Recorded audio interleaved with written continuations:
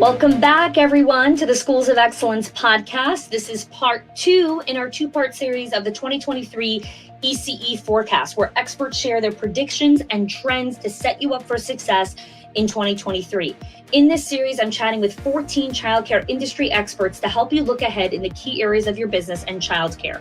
We're covering topics like operations, financials, branding, marketing, leadership, culture, and so much more. This will let you in on what leading experts in the industry are seeing and how to prepare your business for success and excellence in 2023. So last week we started and we spoke about operations, financial excellence, and marketing. In today's episode, we're covering leadership, culture, and branding. So let's dive in.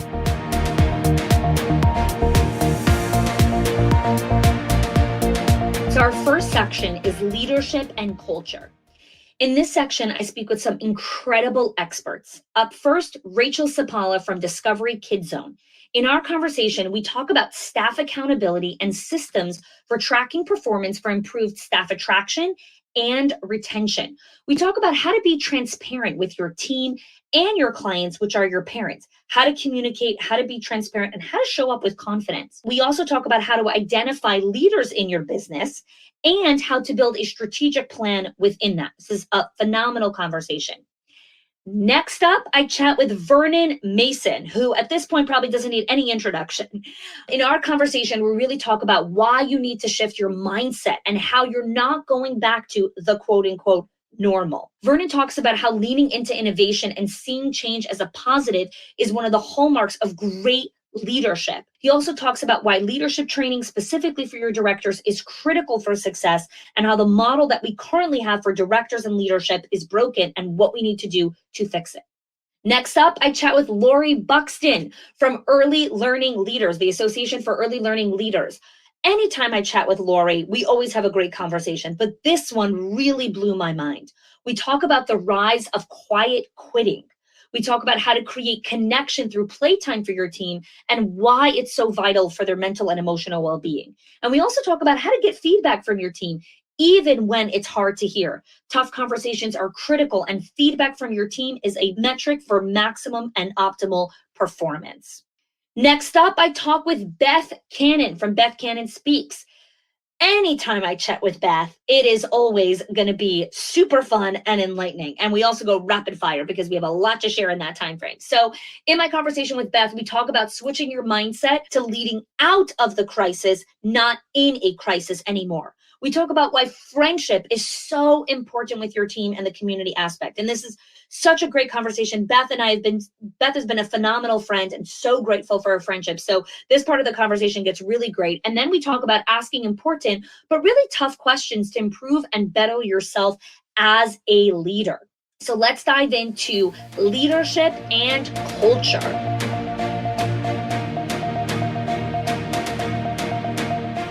Tell us a little bit about some of the trends that you are currently seeing happening in the childcare space. And by trends, I don't mean like what's new and what's up and coming, but more like the patterns, what we're actually seeing happening in the industry today.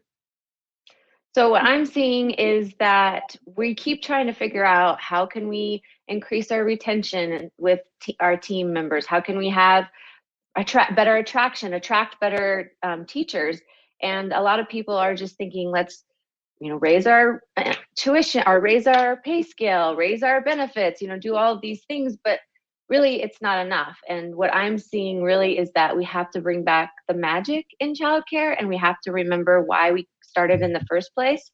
And that's when you're going to get those teachers that are going to bring the joy into their classroom. And when they love what they do, they're going to stay, and they're not going to jump somewhere else to make that $1 more an hour or whatever, that one extra benefit. When they love what they do, it brings a lot of value to them as a career, a professional. So what you're seeing right now as a trend is really, I feel like what used to be very much kind of the hot thing was let's pay more, let's offer more, let's do more on the money side. And what you're noticing now is actually that is not working. That is not a strategy that is something that you could take into 2023. There's got to be a different angle. Right. And it's not sustainable either. And, sure, that's amazing. Right. And because retention is so difficult, not just in childcare, I mean, in every service industry right now, that we have to remember we have to make it attractive in different ways other than money. We Yep. have to bring back community. We have to bring back connection.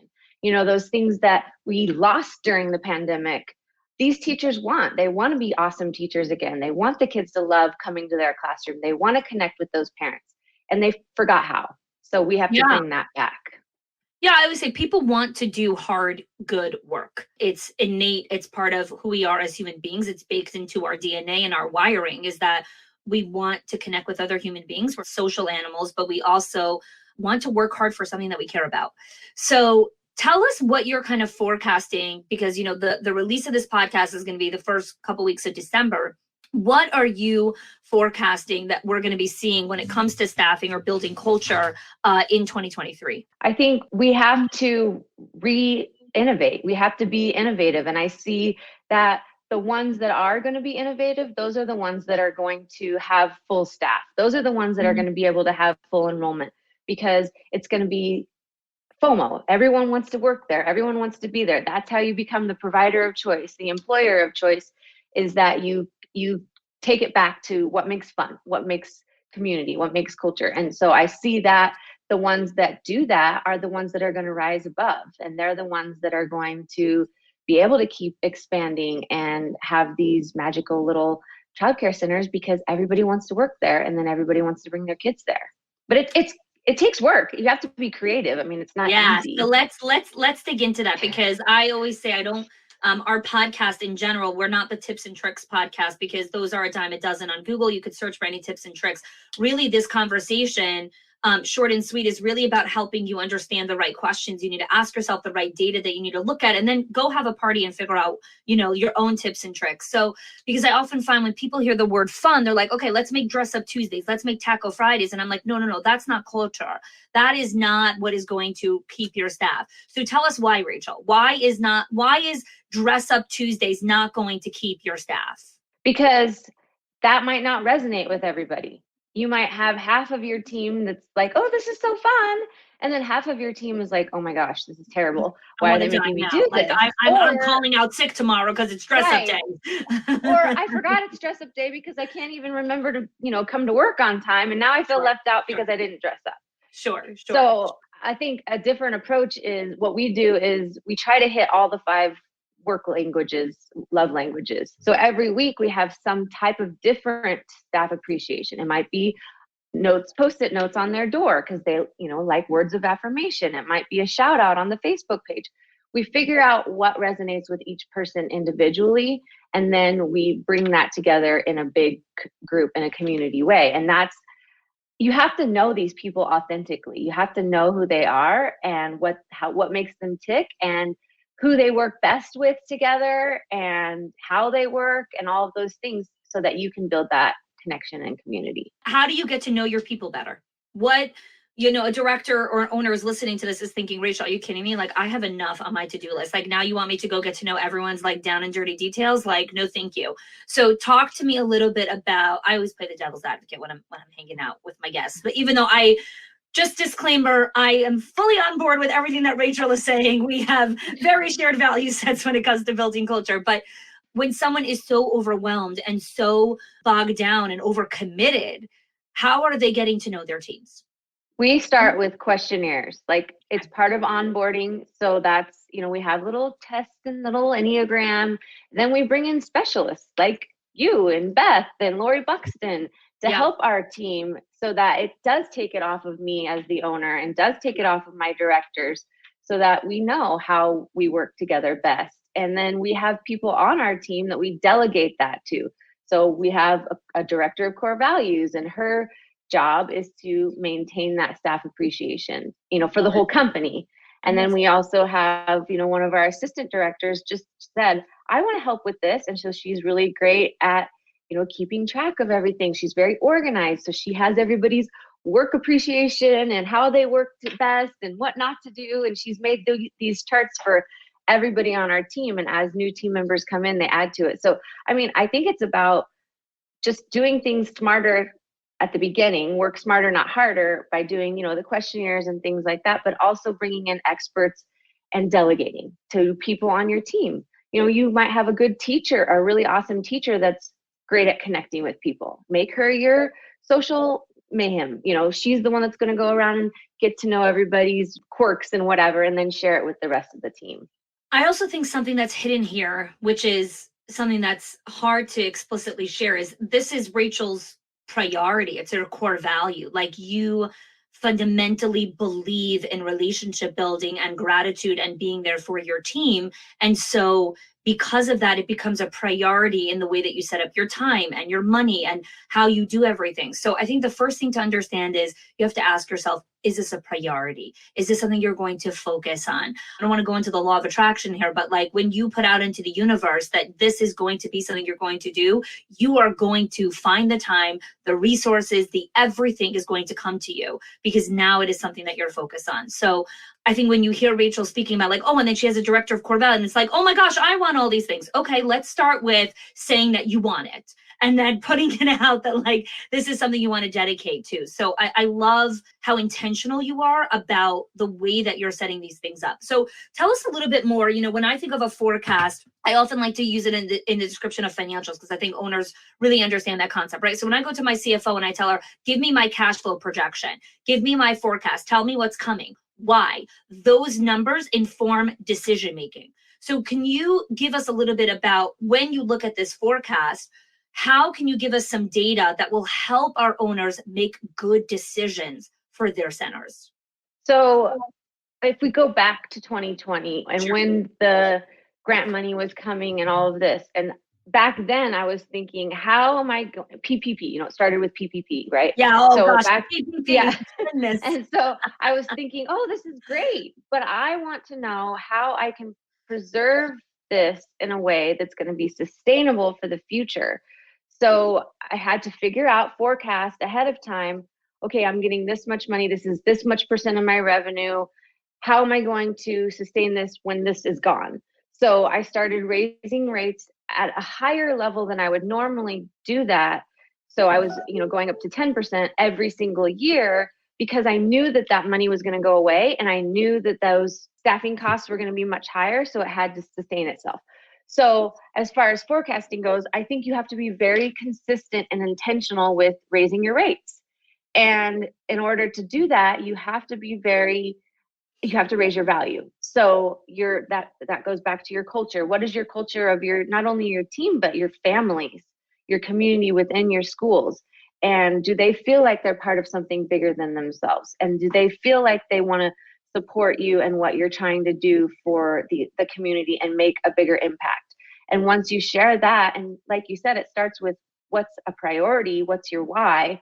Once you share that with your parents and your team, and you're able to share the forecasting with them, like this, we've had grant money, this is going away. So being just very transparent, this is why we have to raise our rates at these levels, and this is how long we forecast that we're going to be doing this for.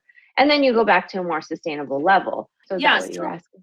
Yeah, for sure. And again, these things go in a bunch of different ways. But let's talk a little bit about the tuition rate increase, because one of the parts that no one has actually spoken about is the mindset around this, because there is absolute levels of level 10 fears of increasing tuition rates where, now they're going to leave, now this, now that. So talk to us a little bit about some of the data around increasing tuition rates. Like, what is kind of, I don't know, best practice where you're like, anticipate X amount of families leaving when you do an tuition increase or whatever it is. Can you give us some of that information so that owners can sit in their own feelings and then make the decision that's correct for them? First of all, I was terrified when I started doing more regular tuition increases, and I didn't do it for a long time. And when I finally did, I had one parent complain, and so then it started just becoming this thing. I think giving them ahead of time. So in our policy, it says, we can raise it from 3 to 9% or more, depending on what the cost of living and all of that is. So they know that ahead of time. We give them a 30-day notice as to when a tuition increase is coming. We explain why we're doing a tuition increase. So for example, our staff costs went up 19%. So we said, we're doing a 10% tuition increase because our staffing costs went up 19%. And, we're trying to keep up with the trends and all of these things. and then showing the parents why you are the provider of choice, and having confidence in all of that when you're doing any of those. You have to have confidence. I think that's what it comes down to is right. And that's I'm what I want to talk confident. about here. Where are they finding that confidence from? Where are they finding that within themselves to be comfortable to make those decisions? Because so much about leadership, and if I think about the forecast for 2023, the leaders who are resilient and confident in who they are and how they show up in the world are the leaders that play to win always. I think having your team back you is huge. So, like you said, having that purpose, having whatever, sharing your why from the top down, then it bleeds from the inside out, and having your team support you and back you in everything that you do. So, starting with them and saying, this is what's happening, being transparent, this is what we need to do to keep up with the tuition and all of these things. So we're going to be raising our rates at this level, and at this level, this is what our plan is, so that when it comes down the pipeline and you're the one that says, here, I'm raising the rates, you have your team surrounding you saying, yes, we're raising rates and this is why, and I believe in what my owner is doing, and this is what's going to keep our company going and even growing. So I think having your team support you is what gives you a lot of confidence. 100%, 100%.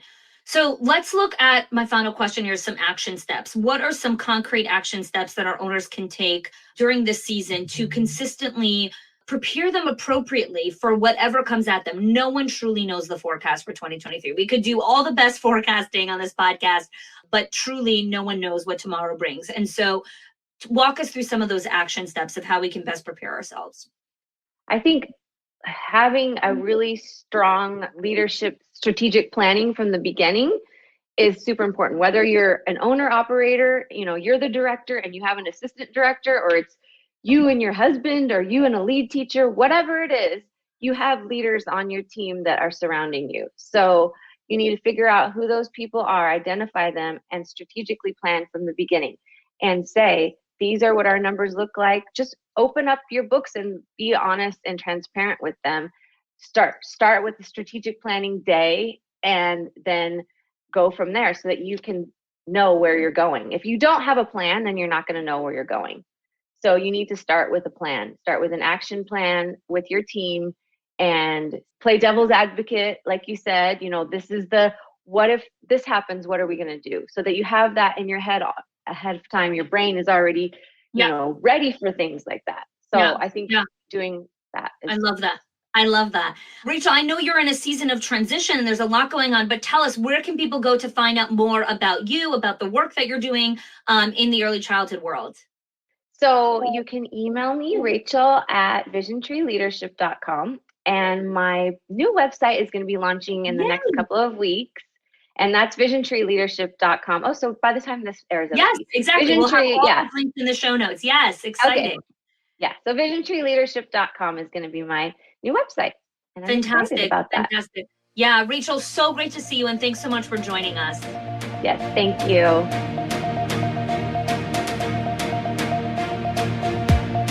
The goal of this entire series is to really help bring great data, trends, and forecasting of what's to come, so that our ECE leaders can make really great, wise decisions with their childcare centers, with their staff, with their cultures, to really help us go into what this next year is really going to be all about. So Vernon, I'd love for you to kick us off here. What are some of the trends that you're seeing currently in the landscape of early childhood?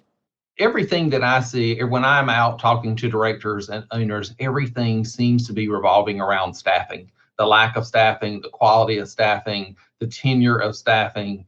Everything just seems to be revolving around that. And it seems as if we're swimming against the current, I guess you would say, in some ways.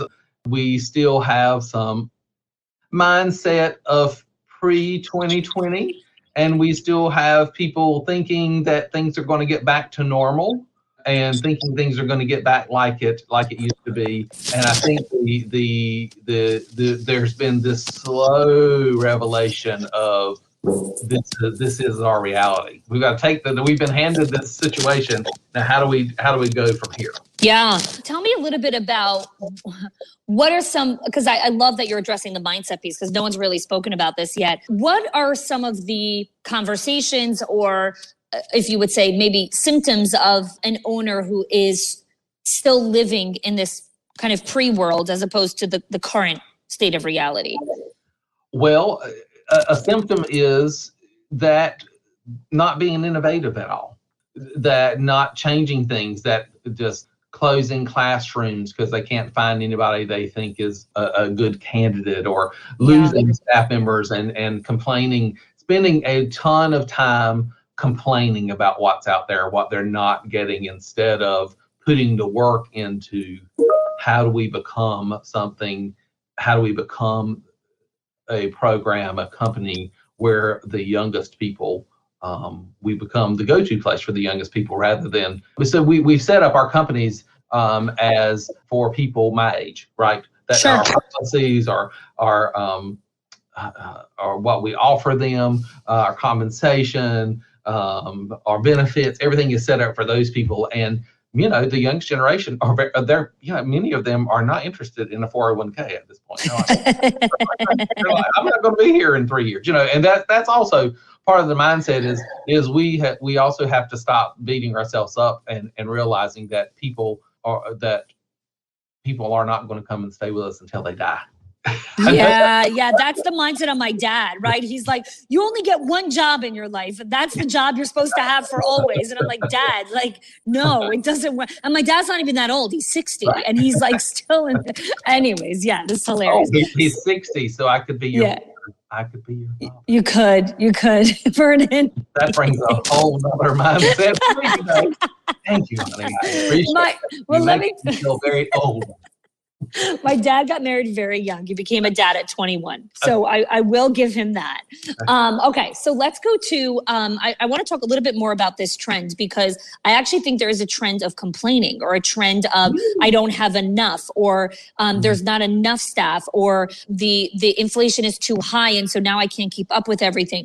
Can you talk about that a little bit, Vernon? I think you're very uniquely qualified to speak about this, because you've had centers through all different states of our economy. So tell us a little bit about that. Are you seeing a little trend of that kind of thing? Oh my goodness, from our owners, from the directors, from the staff in our classrooms. The world, our country has become the state of complaining about everything, right? And it really doesn't get us anywhere to complain, because when someone complains, again, put the energy towards how to make something different. You're 40% more likely to accomplish a goal just by writing it down.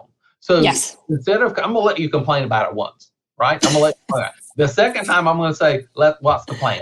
Let's put pen to paper. Let's type on whatever. Let's get something out there. Let's figure out what the plan is, because most of the time when people are complaining, there's not enough staff. I can't find the staff. No one is applying. And I'll say, what have you done innovatively? I love that question. What have you done differently than your competitors? Because keep in mind, every competitor around you is in the exact same boat. Yeah. How do you shine bright? How do you have your light up there going, pick me, come over here, right? What are you doing that's different than the other ones, right?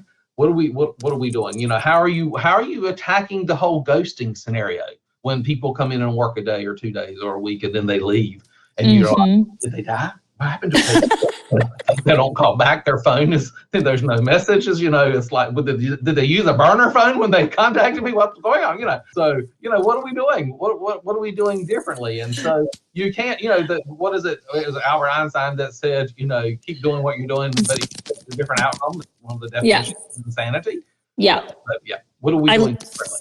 I love that, Vernon. So, when we understand a little bit of the trends, or a little bit of the data of what we're seeing, when I look at a forecast, I like to be able to see a forecast that helps me make good decisions, right? Mm-hmm. So we look at a financial forecast because it helps us see, here's your cash flow forecast, here's your whatever it is. And that informs the decision maker or the owner, okay, here's how I'm going to use my resources.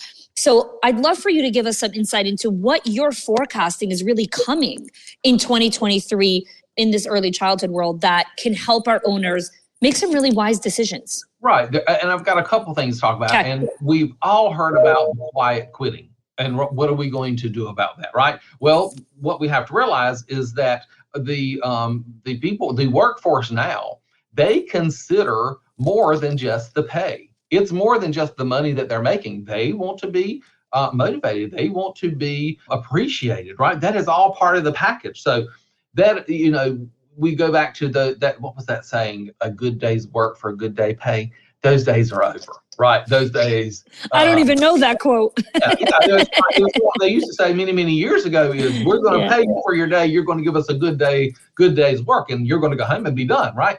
And that's not the reality that we live in anymore. People, it is not, literally 15 years ago, 10 years ago, even up to 5 years ago, it was a bonus if you were showing appreciation, tangible appreciation to your employees, and everyone thought, "Oh, look at me! We had a Christmas party, or we had a professional development, and we gave out all those prizes. Oh, look at me! I'm doing so great." Well, now that is that is expected. That is part of the norm, right? Yeah, so we think we're going to do things like that, and it's going to curtail things, but in reality, that's the minimum. That's what they are expecting to do. The other thing that I said that I foresee coming is, I think that the public and the people inside of our industry are finally having a true understanding of the true cost of care. For decades in our industry, we have provided and we have stepped up to the plate every time a QRIS program came up, every time they lowered a ratio, every time they increased a teacher education requirement, etc. We just get, because we're fighters. This industry, we are fighters. And every time they challenged to do something, we stepped up, and we stepped up. But what didn't keep up with us stepping up is the reimbursement, what they're paying us, our tuition. And so now we're understanding, okay, we can no longer run our programs on a string, right? The programs have got to be, we've got to have support staff. We've got to have plenty of substitutes, plenty of floaters. We've got to be able to have someone to go in. We've just hired a new pre-K teacher, and she's struggling, right? I mean, she's got someone with some challenging behavior down there. Her co-teacher is out today, because all of that is what happens on the first day someone comes, right? And we wonder why we wonder why we get ghosted, right? We've got to have someone who can go down there and be with them, and can hang with them, and give them that hands-on. This is how we should do it. Let me guide you through this. Let me show you this. Let me tell you about the philosophy behind this. That's got to become our normal, and that takes funding. So gathering, the forecast is we have to gather with our peers in our area, right? We've got to do a competitive analysis. What is our neighbors charging? What are the people across town charging? What are the people in the next town charging? We need to know what other people are charging.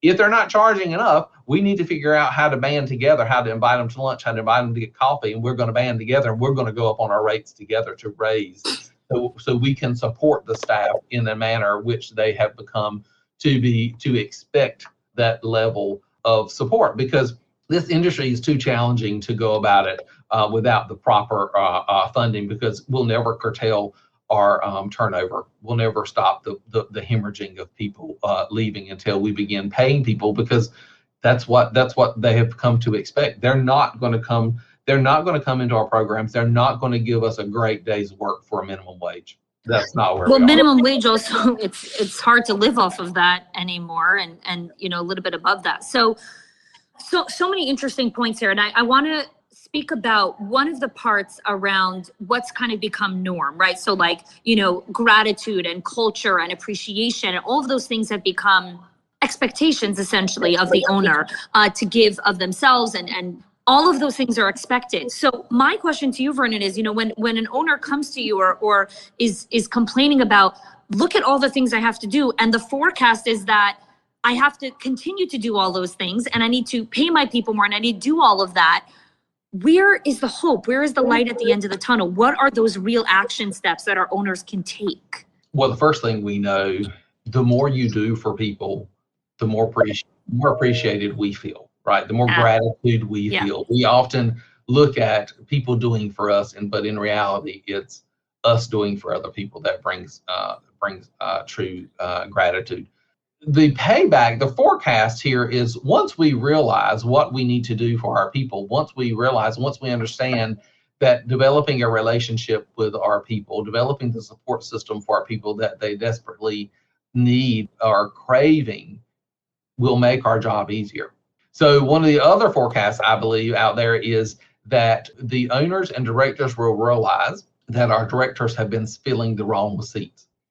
Our directors have been glorified administrative assistants. They've been doing the food program, they've been doing the tuition, they've been doing the picture money, they've been reviewing the activity plans, they've been reviewing the attendance, they've been, all this busy work where they stay in the office, right? And they get out of the office once a day if they're lucky. Our directors or owners, if you're an owner director, the forecast is the role has to change. Yeah.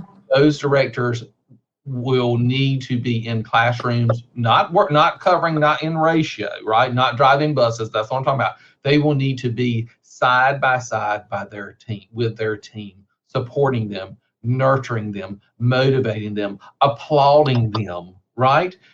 Helping them. And then we have to find another place, another seat to fill all the administrative duties that directors are going to do. So I really believe, and this is going to seem like an extreme amount, I really believe we need to find at least 60 to 75% of what our current directors are doing, and we have to find someone else to do those administrative duties to allow our directors and or director owners to become leaders. If you're physically doing the work administratively, you can't lead your company. You cannot lead your program. Directors, with the workforce that we currently have, directors almost have to become like, what were they called? Like house moms, right? You know what I mean? You're right, who oversaw and was the one that knew, okay, Tuesday's going to be a rough day for Sally, so I'm going to go down, I'm going to hang with Sally for a little while, and Wednesday, with it, whatever, they know all the nuances that's going on in the program and just miraculously happen to be right where they need to be at the right time, right? And so that's where I think that we have to provide good quality care, to maintain our staffing, to maintain a healthy culture. I believe that's what it's going to take to get us there. I think you're saying something so fascinating, Vernon. And again, this is a big disruption in the market. I talk about this a lot as well, in that even in running a basic household, right? Like taking something as that, which is a little less daunting or more daunting, whatever it is, than running, 50 or it's 25 teachers under you. But the reason I have someone who does all the admin kind of domestic work in my house is because this morning I spent 15 minutes just cozying with my 4-year-old. Like, he's like, I'm not done. I need more mama time. I need more hugs. I'm not done. And I needed to sit with him. He needed me. But someone else had to make breakfast. Someone else needed to do the things. And so it's the same thing in your center. I love that ratio, this, removing 60% of their admin work and hiring ops assistants or whatever it is. The directors have to be the mentors, the coaches, and the guides. And so they're not the people doing the work. They're the people that are modeling and then guiding, the staff to do that. So I think this is spot on. Yeah. Yep. I mean, I really believe that's where we are. That's what our workforce is expecting. Yeah. And that's why, ask the teachers in the classroom, what's missing, what's not right. They'll lead you down several different paths, and one of them always right revolves around feeling unsupported. Yeah. Lack of communication, right? And both of those are heavy topics for classroom staff. And so this putting a director in that role definitely helps fix those scenarios. So my last question to you from an action step perspective is, I know a lot of owners are listening to this and saying, Vernon, that's a great idea, but I need to train my director to even become that role model, to become that mentor, to become that guide. What advice do you have to that? Leadership training. Absolutely. They because directors, again, have been pushed into this glorified administrative assistant role, right? And getting them to understand what leadership even means, right? And I talked about it at your conference, how that directors are fixers of everything. So every problem goes to the director. Every problem is put to them, and the director just fixes it. That is the first place to start, is training your people how to handle scenarios. I love that. I love that. Vernon, what are kind of your last thoughts here as you know, because the time of the release of this podcast will be the first 2 weeks of December. So most people will listen to this either over their holiday break or right before they're closing down for the holidays. Can you give us some hope or some mindset because I know a lot of people are listening to this in places of despair, really struggling, really having a hard time. Can you provide some hope and optimism that it's not all doom and gloom? Yes. And it's not doom and gloom. It is really, when you realize that things aren't going to get back to what you think is normal, and you can't just do same stuff that you used to do and be successful, because success means new ideas and changes and learning and what's coming and planning for changes. So what I would tell you to show you some great out of the box thinking is start with working your budget backwards. What do you want? Right? Start with, what do you want? You want how many substitutes? You want how many floaters? You want how many curriculum specialists? You want to right, and then develop that into a budget of what this would be like my amazing plan here of my staffing, of how I run my school, and then back it down into your tuition to see how far you off, and then you have a goal to work your way back to. Okay, so this year we're going to add this year we're going to add the education coordinators, and the next year we're going to add the whatever the next layer of is. But having goals of where you want to be, and when you have a destination in mind, it seems easier to get there rather than just frolicking along, not knowing where you're going, trying to survive the day. You know, when you move beyond trying to survive today and try to get to this destination that you've planned out. I love it. I love it. Vernon, thank you so much for joining us. Where can people go to find out more about the work that you're doing in the childcare world? Well, you know, honey, I am really, I am so bad about PR, about publicizing. The only thing I really am doing right now is I do speaking engagements. I'm actually headed to Reno tomorrow to do the Reno Child Care Association keynote. And so that's what I do. I go around and do professional development for child care companies and state associations and national events. I do host one annual event. I have a Key West conference that's 2.5 days. It'll be in April of next year, April 18th, 19th, and 20th. It's 2.5 days of fun and laughter and learning and peer groups and sharing and brainstorming. And we just have a great time. And if you want information about that, you can email me, Vernon, directorsleadership@gmail.com. Vernon, VERNON, directorsleadership directorsleadership@gmail.com. We'll have his email in the show notes in case you're driving now. Yes. So no worries on that. Awesome. Vernon, thanks so much for joining us. Thanks, honey. Really good to see you. Yeah, always good to see you. Take care, my friend.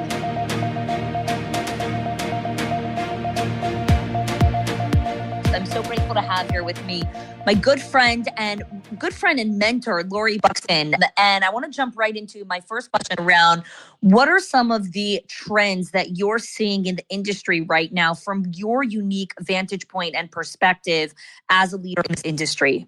So thank you so much for letting me be part of this very special podcast series. And I, first of all, thank you. I've never considered myself your mentor. I kind of considered it to be the other way around. So that was a huge compliment. Thanks. Okay. So this conversation and this kind of trend just came across my radar yesterday. So this is brand new, fresh, hot off Lori's presses anyway. Some of you may already be aware of this, but it was a little bit of a concerning observation that I think we need to have on our radar. So I came across this term called quiet quitting. And I'm like, okay, well, what is that? And the gist of the conversation that I had with a colleague was that this is becoming a more common trend with our younger leaders. And it's a trend that we need to take a closer look at. And I'm going to give you like a really Reader's Digest version of what it means, because it's different from the Great Resignation that we experienced through COVID. So this quiet quitting, what they're saying is that it's a stepping back from the hustle culture that we often experience. And I would say that's especially present in our field, but this hustle culture without actually leaving or resigning. So practically what that means is that they're showing up and they're doing the job as outlined in a job description, but they're not as inclined inspired, compelled, motivated, whatever words you want to insert, to do the above and beyond. Now, the knee-jerk reaction to some more seasoned leaders who come from a culture of, put me in, coach, whatever you need, I'm there for you, is to say, well, they're being soft, or they're being lazy, or they're being things that, and these are not maybe conversations that we have in public, but we think these things. And if we're thinking them, then it's affecting our attitudes and our behaviors. And so if our knee-jerk response is, well, they just need to get over it, we're going to create some mountains where we could have been dealing with molehills in the relationships that we have with our people. And one of the things that I found most interesting, and why this matters to us as leaders, is that the reason they're approaching this retreat from the hustle culture is because they're seeing the short and long-term effects that it's having on the people that they follow. Their seasoned leaders are exhausted. And I've been, we were talking in the green room, I've been on the road a lot this season.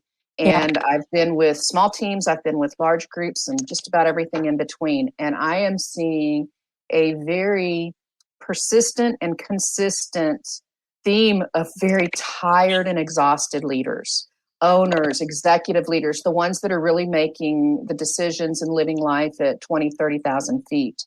Yeah. And if I'm seeing it in this just real microcosm of time with them, then what are the people who are with them day in, day out seeing? And what are they experiencing in the outflow of exhaustion and burnout and the overwhelm?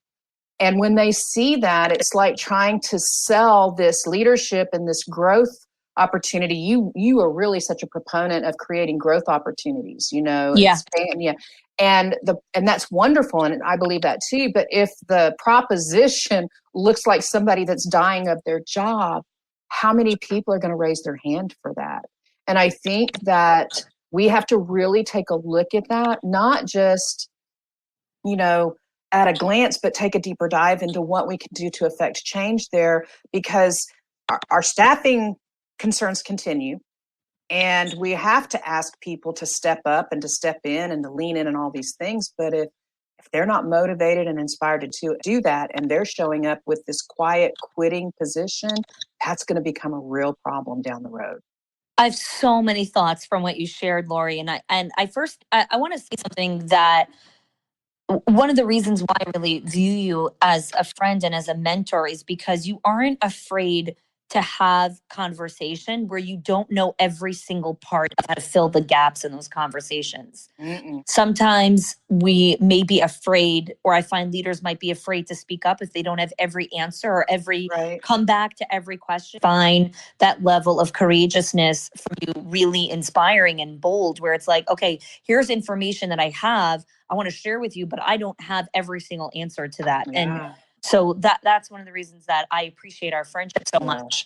One of the things that I'm hearing from what you're saying is that the trend that we're noticing now is, people are waking up, right? We saw that in resignation. We saw that in so much of the moving parts that happened in the aftermath of COVID. And a lot of what young and old people are saying, is this worth it? Is this what I want? Is this part of my legacy? Is this the choices that I want to make in this one precious life that I have? Right. And as with anyone, we look to people that are older and wiser, or have walked through the path, and we look at them and we're like, okay, they are miserable, tired, exhausted, overwhelmed. Is that the road that I'm about to walk on? Is that what this promotion will give me at the end of this? No, thank you. Right. So, it's so interesting because 10 minutes before we jumped on, I actually reached out to one of the owners that I work with, since 2017 at this point. And she messaged me. She's like, I'm sorry, it's a director. She said, this is going to be my last year. I was like, what happened? Like, she's been with that school, 20 years. Right. And she's like, this job is not good for my mental health. I can't do it anymore. Yeah. Anyway, she had to run into a classroom because they're short staffed. So I didn't get to really finish the conversation with her. But gosh, how timely is it for this? And in what's going on. So my question to you, Lori, would be is, if this is what we're seeing right now, how how do you anticipate a leader should be thinking about some of the decisions and choices that they're making as they enter 2023? Because this series will be released in the beginning of December. What should they be thinking about based on this new insight and information that you just shared with us? So that's a very good question. And I've really been thinking about that for the last 24 hours as this hit my radar. One of the things, and this has been kind of a platform for me, and we do our lead events, our regional events, and this has been a platform for a theme, if you will, for that lead event, and it's the be curious, not judgmental position as a leader. And I think in this instance, especially, I think that's going to be important because we can't stop at what we think about. Maybe that isn't what we would do or how we would feel. So what? We're not talking about you. We're talking about this person that you're asking to make an investment in your company, make an investment in your school, in your program. And so it doesn't matter whether or not that's the way we would do it or the way we grew up or the culture we ascribe to as a leader. It really matters how they feel about it, because how they feel about it and what they believe about it is how they're going to show up. And so starting to look at it instead of from an assessment judgment position, we need to be more curious. Okay, I want to understand why you feel that way. I want to understand, and this is going to, me and my mirror time. And this is going to really require some mirror time for leaders. What am I projecting out there? What is the investment proposition that I'm putting out for public display? Do I look like I just rolled out from underneath my car when I come in the morning because I didn't get any rest the night before, or because I was up at 3 o'clock in the morning running my business because from 6 to 6, I'm in classrooms trying to keep the wheels on the bus going round. Now, I don't have all the answers for the shortages in our classrooms, but I do know that we have to take a look at how we're showing up as leaders and what our people are seeing, what they're experiencing. Because when we show up burnout, there's a cause and effect there. My husband and I boat, and there's a wake. When your boat moves through the water, there's a wake that comes behind your boat. And that's true of leadership too. When you walk into the building, there is a wake that lives behind your attitudes, your state of health, and that's all aspects of health, your state of inspiration, your state of motivation. And how are we showing up? Because we're setting the bar. Yeah, it's so interesting. I was talking with a parenting expert who we want to bring onto into our membership, and she was talking about how the parents' internal temperature for how much they allow themselves to experience joy and pleasure and fulfillment, that sets the internal temperature of the kids in the home. Like, oh, this is how much joy I'm allowed to experience. So if I experience more joy than what I'm used to from what I grew up in, I push it away. I sabotage, I dismiss it. Right. And so it's so timely here where I'm like, okay, I'm thinking like, how does the leader expand their capacity level and their own temperature for modeling joy, happiness, fulfillment, gratitude, curiosity as they're role modeling that to the team. Well, so you want to hear my current, this is my current thing. Yeah. So let me just tell you that these grownups, and I say these grownups, including myself, we need to remember how to play. We need to remember how to laugh. We need to be willing, teams that play together, stay together. That's my new thing. Oh, yeah. And we have, so I'm going to share this I'm telling you, they need to use me as their person, their representative. But I don't know if you've heard of the game Taco Cat Goat Cheese Pizza. Nope. But it is, you need some of this in your life. It is a card game that's like a 21st century slapjack with twists. Ooh, and fun. It is fall off your chair, run to the bathroom fun. Okay. And my 12-year-old angst-ridden granddaughter shared this game with me when I was in Oklahoma City in June. And she doesn't find anything in the world to be fun right now because she's, a preteen. But she loves this game, and I have introduced this game everywhere I've been, and I'm going to tell you their sales have gone through the roof.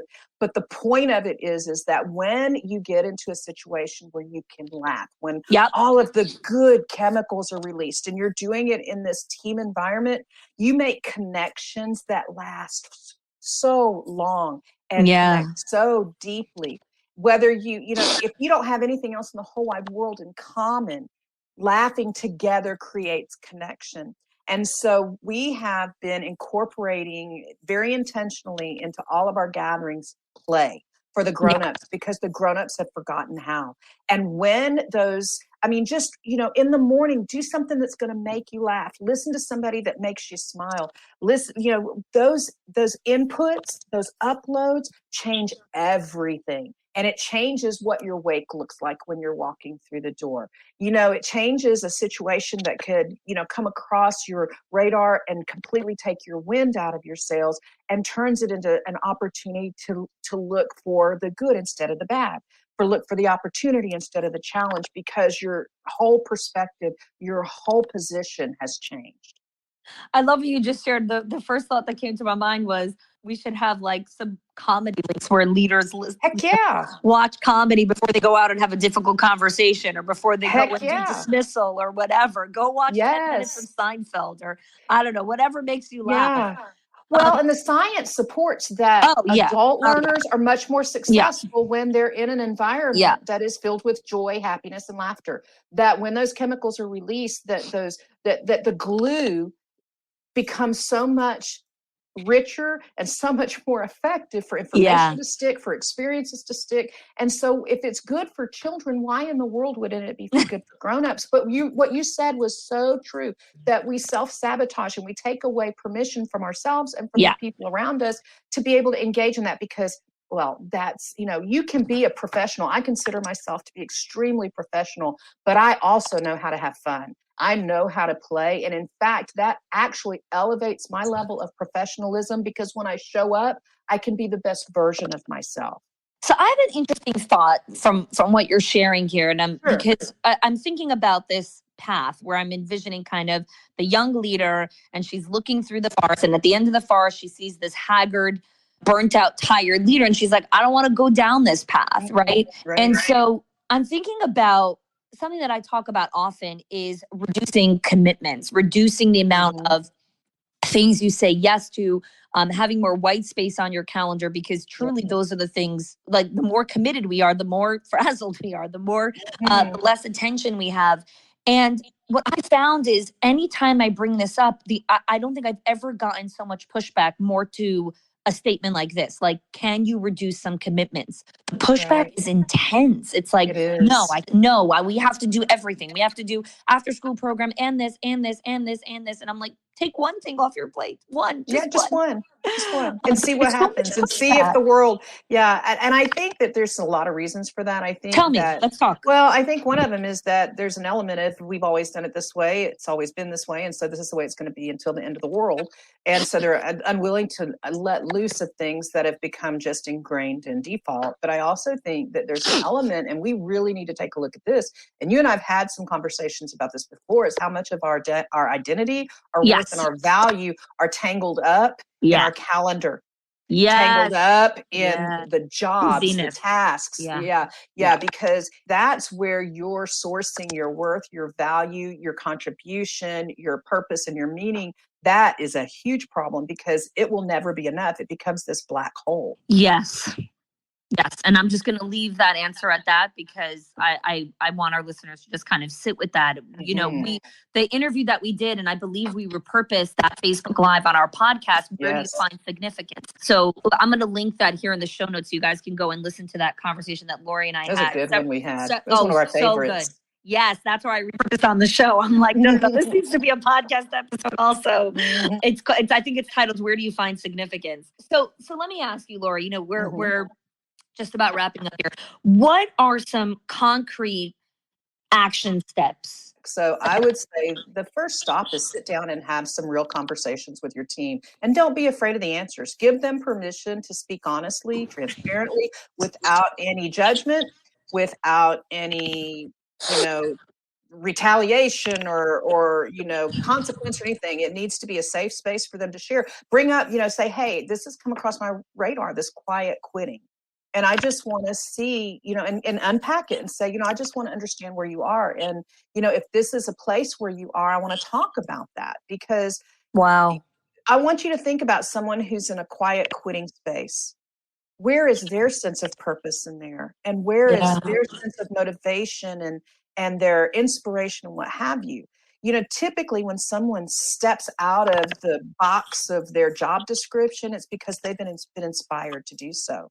And so ask them, it's not that we want you. And the other question is, what do you see when you see my leadership?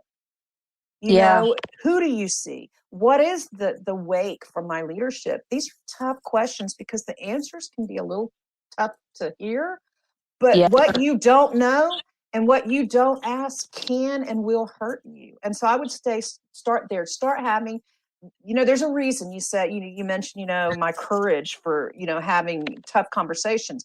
It wasn't always that way. I lived as an ostrich for many, many years, and there was a cost to that.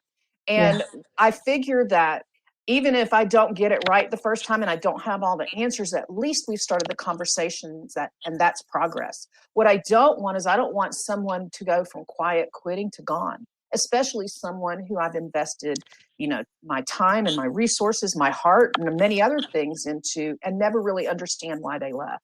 Yeah, it's painful to hear that. And I think the fear of asking questions like that is very visceral. It's wow, I don't know what they're going to say. And that's exactly where the courage comes from, right? It's the uncertainty, it's the unknown, and it's stepping into that kind of abyss and saying, okay, but I'm going to have the courage to ask.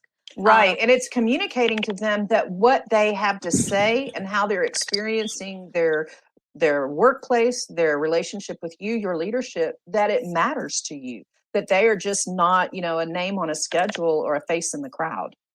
Lori, this has been, as always, just valuable, meaningful, and insightful for me to think about. And I'm grateful for your time, and I'm grateful for our conversation here. And I hope that leaders take the time to take a journal, reflect a little bit on some of the questions that we shared here today, hopefully step into your centers after this with the courage to have those conversations, because I think the ripple effect will be tremendous.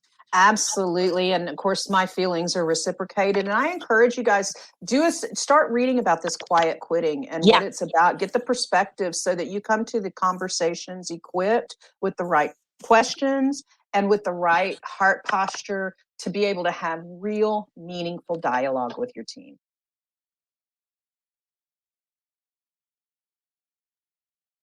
What are the trends? What are you currently seeing in the ECE landscape that our leaders need to bring their time and attention to right now, Beth?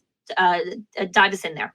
I think we've got to start with the mindset, Hani, that we are leading out of a crisis. We're not leading in a crisis anymore. And so many leaders that I coach and train are in that survival mode, right? And so what I'm starting to see is people are starting to apply more. Things are starting to get settled. We're not having to deal with so many COVID protocols. And so the mindset has to shift. You're no longer leading in a crisis. You're leading out of a crisis.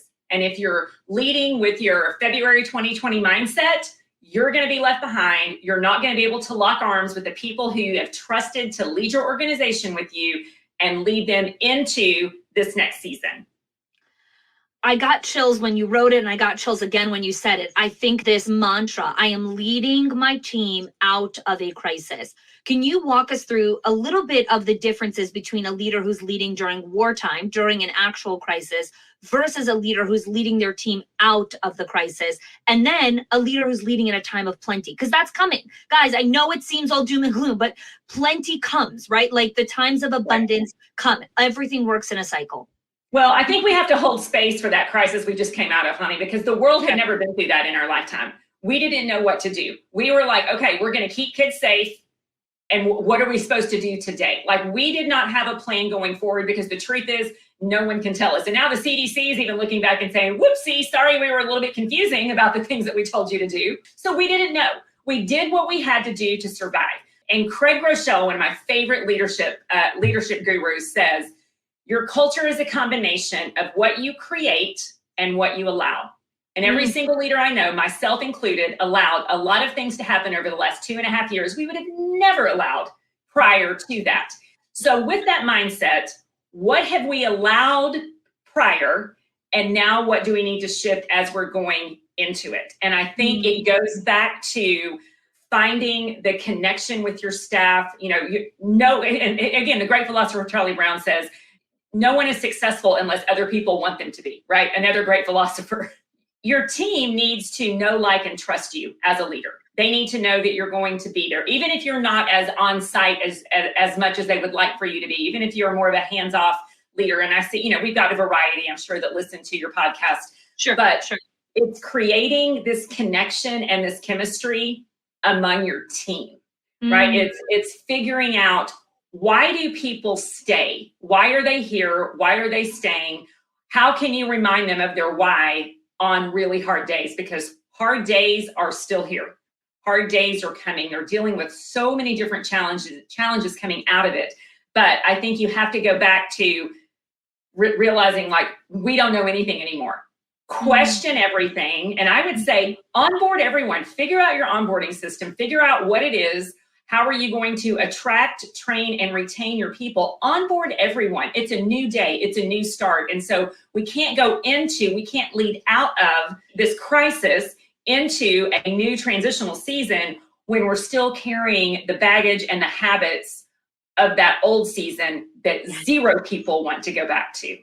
Yes. Okay. This brings me straight into my next question around, what is the character and the identity of the leader who leads their team out of crisis? Because, when survival becomes a habit, right, which essentially it's when you're 3 years into something, it's habitual, and we want to break that habit, right? We want to become a leader who's leading out of crisis right now. What is some of the character, the value, the identity of that leader? I think, work aside, they need to take care of their mental, emotional, spiritual, and physical health.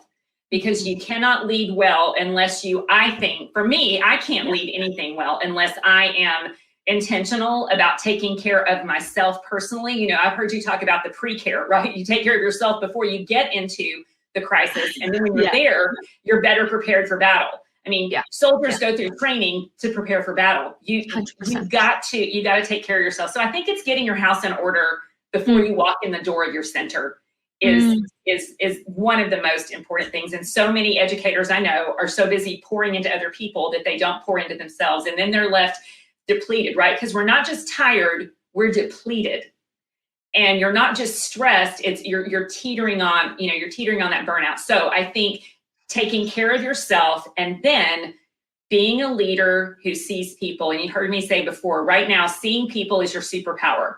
So everyone from your top talent down to your bus driver or your infant teacher, or the people who are actually the boots on the ground that are doing the hard work, listening to them, showing them value, leaning in. It's not money, it's not bonuses, it's not raises. It's helping those people who are truly empathetic, caring people, who are impact-driven people. Lean in and listen and just let them know on a regular basis, you're valued, I see you, and you're appreciated for the hard work that you do. And I think we sometimes have to get down from the castle and come down into the trenches. And I did it yesterday, and I'm telling you, their jobs are hard, honey. Their jobs are really hard right now. Oh, it's gritty, it's messy, it's all the things. So one of the things I want to zoom in on is, so the character and the identity of this leader is someone who takes care of themselves. It's someone who knows what they need and fuels themselves. And so when a leader is listening to this and they're thinking, okay, Beth, but I don't have time for that, but I still feel like I'm in survival.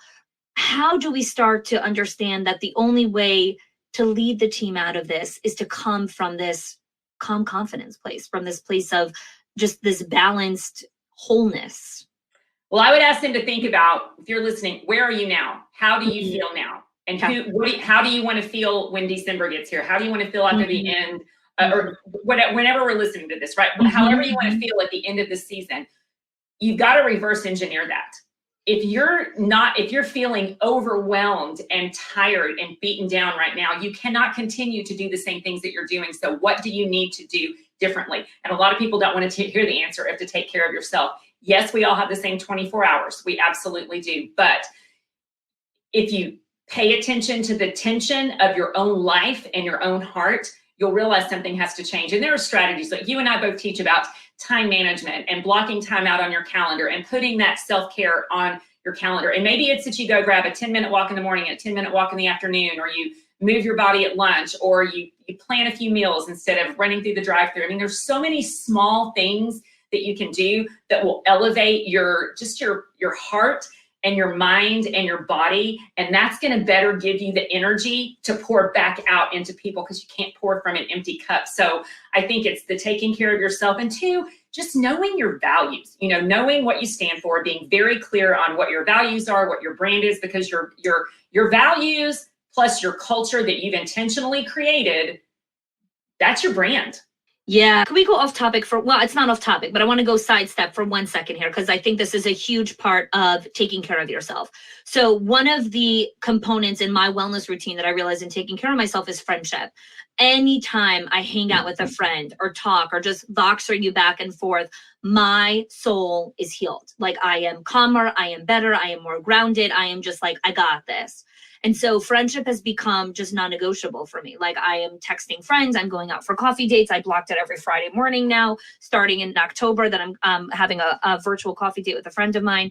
So a lot of people hear this and like, yes, I need friends. I need to talk to people, right? But a lot of owners I find are lonely. Like, they really don't have friends. They don't have people to connect with. Can you speak to a little bit about why friendship is important? Because I know you and I I've been so blessed for our friendship, and then I guess an invitation to push people in that direction. Well, I think the realization, we are created for community, right? We were not created to be on this earth to do life alone. And entrepreneurship can be very, very lonely, because so few people really understand the challenges and the value, and the buck stops with you. Like, you're not looking over your shoulder for someone to come help you. Like, the person in front of you is not reaching back to say, come on, sister, you're it. You're on the front of the boat. And so I think finding your community, getting involved in programs, getting involved, going to conferences, understanding and seeing other people and making that connection. But it does take intentionality to do that. So whether it's in life, in your community, and I'm blessed. My mom is a great friend. She's had great friends. She taught me how to be a good friend. And my life is so rich because of the genuine friendships that I have, not just in life, but also in work as well. So find your people and love them hard, but you've got to step out and be a little bit vulnerable. And if you feel like you don't have friends, right, reach out, send a message, send a text, get into someone's DMs, go to a conference, come meet someone, reach out and have that connection, and then authentically ask questions. Because what I love about our industry is I do feel like that the majority of the people who are leading in our industry have an abundance mindset. We do what we do because we help. We love to help. And so there are people out there, if you feel like you need help, there's someone out there who wants to help you. And you know what else? There's someone out there who needs your help. If you have achieved any shred of success, there's someone who you can reach behind you and grab their hand and come along. So your community is there, but you can't sit back and think they're going to knock at your door and say, hey, come to coffee today. I love it. My mentor, Todd Herman, always says, send the elevator back down. And yes. So for me, I love that. Just pay it forward. There's always someone who can learn from you, no matter where you are in your journey. There's always someone who you can extend that invitation, send the elevator, and now you have a new friend. So I appreciate that. Thanks for taking that little diversion on friendship there. So tell us a little bit about what you're forecasting that's coming in 2023. Just in what we're talking about leading out of this crisis, and some practical action steps that our leaders can take. Practical action steps, what's coming? 0 people can tell you what is coming. That's what we've learned. So I am not going to say that I can tell you what I'm seeing, and I can tell you what my hope is. I'm seeing that we are getting more people coming back into the workforce. I'm seeing when we're posting out ads and doing ads and we've got a really heavy recruiting strategy right now. We're starting to see more people apply for jobs, and we're starting to see more quality candidates who are engaging and not just showing up to check off a box where I applied for a job and keep unemployment. Yes. So Yes. we're Free money's over. Free money's over. Woo, thank goodness for that. So I'm starting to see more people come back into the workforce. I'm starting to see early educators who left for a couple dollars more to go to Target are coming back because that was a soul-sucking job and they want to make an impact and they want to work with kids. I am starting to see the eyes on the early education, right? And so the more eyes, the more help, the more attention that our industry gets, that is nothing but hope. So if I could forecast, I would say people are paying attention to the great work that we do. So when all eyes are on you, you rock your thing. Whatever your thing is, you rock it. You have the best school in your community. You love your people. You love your team. You love your community. And you show up. And what is coming in 2023 are big, big blessings for those who are working hard and ready to catch it. I love it. I love it. So some action steps, Beth. You know, you're super practical. You've got a lot of great tactical advice for leaders. Give us 2 or 3 that would really be helpful for us during this season. I would say your paper handbook is not a training tool. It's a policy document that no one's reading. So do something with your training process. So many teachers leave because they're not trained well. And I mean, I just heard it from one of my directors. She's like, the owner walks in, she's got 3 people onboarding, she's got a fire going on in the infant room, 3 teachers didn't show up on a Monday, and two of the 3 walked out and didn't come back the next day. Yeah. Seeing that everywhere. Get your onboarding nailed down so there is a or onboarding process. Get your handbook into some digital modules. There's free tools on the internet that can do that. Yeah. And you can link to that. I've got that free handout. You can link to it in the show notes. But yes, we will. Spend some time now creating a strategic, engaging onboarding process so that your teachers know what to know, think, and do on day 1. Before they get into your building, have a system to where they understand your culture and your curriculum and your compliance and your compensation. Make sure they know that before they come into the center. So when they walk in, you're not handing them a rule book and having adult story time with them. They're walking in and you're able to connect to them. You're able to welcome them. So glad you're here. Welcome to our family.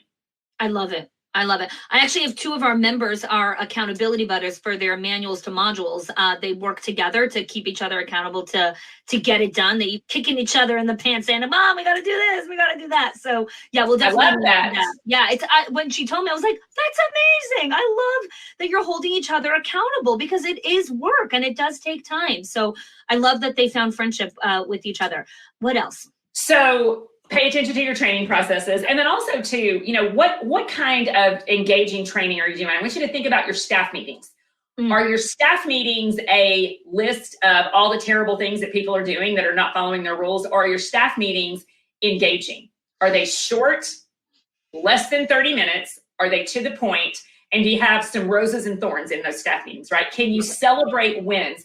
Don't bring your people into a meeting and beat them down. No one wants to hear that, right? So, and don't use a meeting to berate one employee over doing something that you are afraid to have the conversation with them about, right? If one person is having some challenging things going on, address that person. Don't be afraid of that.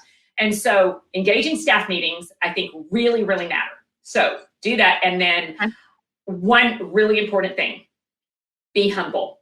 Have feedback. I am so intentional about having one-on-one meetings, and they're very simple questions. It is, I want you to tell me what you think I'm doing well, and I want you to tell me what you think my opportunity for growth is. And then I'm going to go back. I'm going to tell you, hey, here's what I think I'm doing well, and I would agree with you. My opportunity for growth is this. And then you switch it. Leaders who are willing to hear what their blind spots are from the people they lead are self-aware, and they are going to get small nuggets of how they can level up and how they can lead their people. Because if you're willing to sit across from someone and say, hey, what do you think I can be doing better? It's going to be a whole lot easier for you to have that conversation with them and say, hey, this is what you're doing well. And here's what I think your opportunity for growth is. Here's where you can grow. And how can I help you level up? So I just have found that level of pulling down and just getting mano a mano, right? One-on-one, and listening to them and let them know that you're a leader who wants to not only tell you what to do, but also to hear you and to listen to you, and maybe even take some suggestions, some low-cost, tiny tweak suggestions on how you can better lead your team. I love that. I love that we're ending with this because I feel like my business, my team, my marriage, my parenting, probably every bucket of my life has gotten better because I ask those questions to the people in my life. So they're hard questions to ask, but once you build them as a habit, this is just part of my life. I'm always asking the people in my life, how to get better. So I love that, Beth. Beth, where can people go to find out more about you and the incredible work that you're doing in the early childhood world? Well, it's at Beth Cannon Speaks on Facebook, Instagram, and LinkedIn. We've got a Facebook group. It's called Community for ECE Leaders. And then those are the places. So go on there. There's a couple of free resources on my website. You can grab those. And, I do keynote speaking, and I think you and I will be on some stages here coming up soon. Yes. I do team building and leadership retreats, and then I've got, a few digital courses that I do. So that's how I help early education leaders. Awesome. And we'll link some of Beth's direct link inside of the show notes. You guys could go check that out. Beth, I always love talking to you. Thanks so much for being here.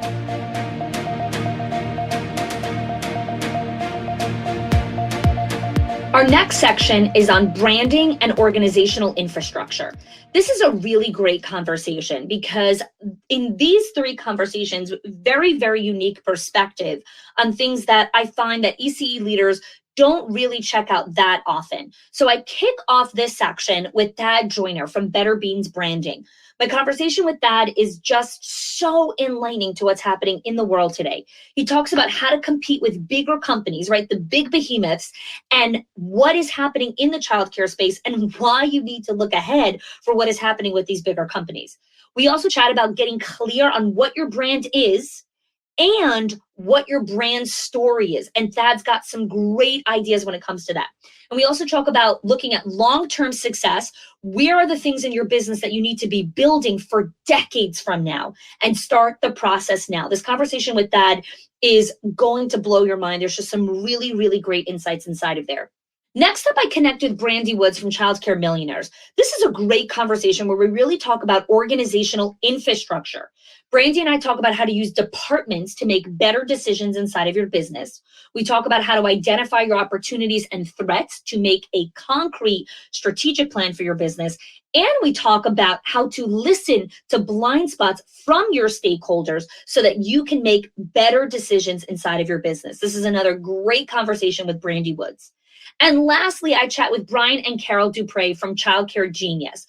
Just a phenomenal conversation. Brian and Carol have been in the industry for over 2 decades. They have a wealth of knowledge, of wisdom, and experience. And in our conversation, we talk about the how and the why of hiring and how it's going to get easier. We also talk about how and when to make decisions to close down a location if necessary. Really, really great insight into this. If you are questioning closing down a center, if you have a few centers that might not be operating at optimal performance, this is a great listen to. And lastly, we talk about how to take action today to not be stuck in the past or in the future. So I hope you enjoyed this section on branding and operational excellence.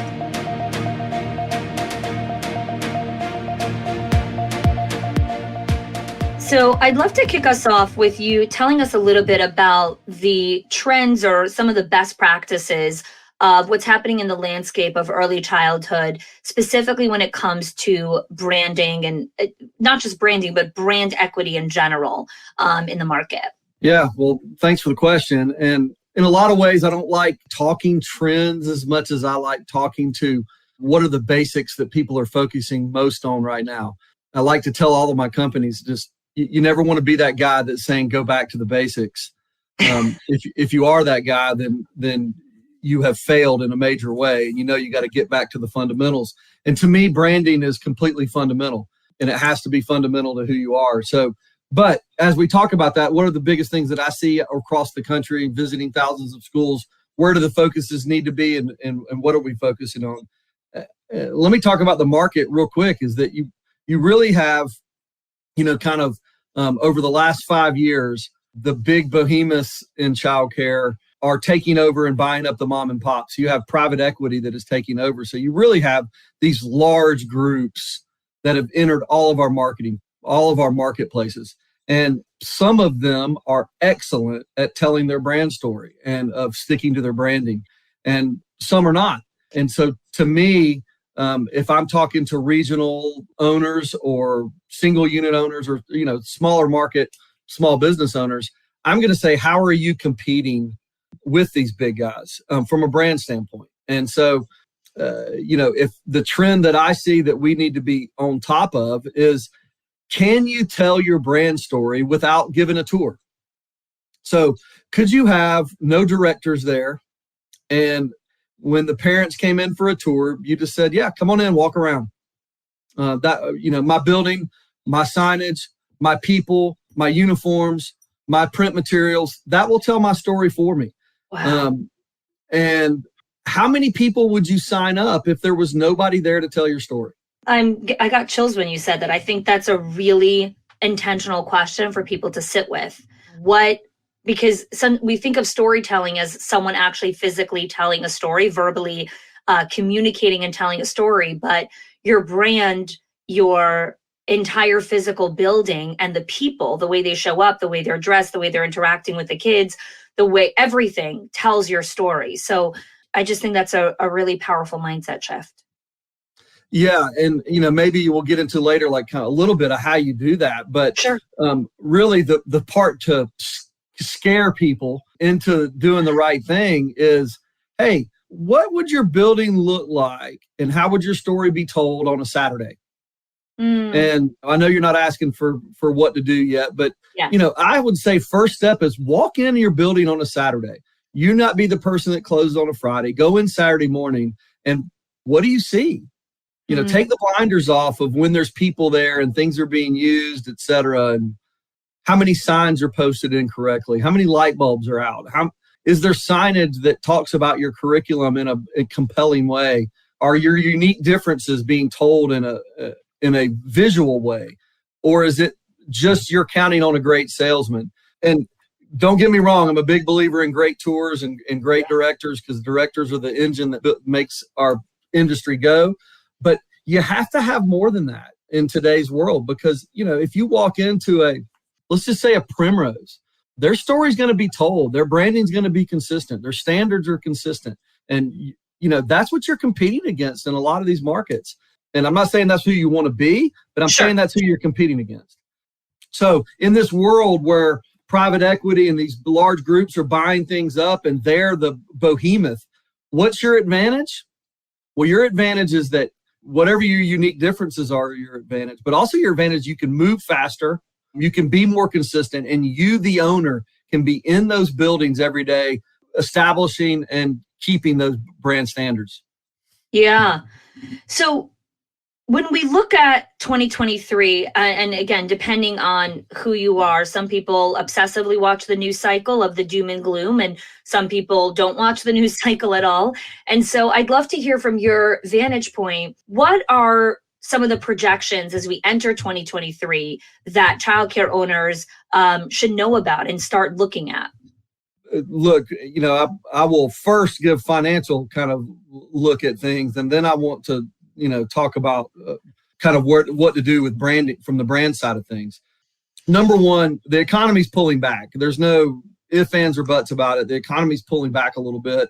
Interest rates, I think a buddy of mine told me yesterday that I think interest rates yesterday on a new home in the Atlanta market was around 6.5%. So we've gone from 3 to people jumping into 6s and 6.5. So money is changing.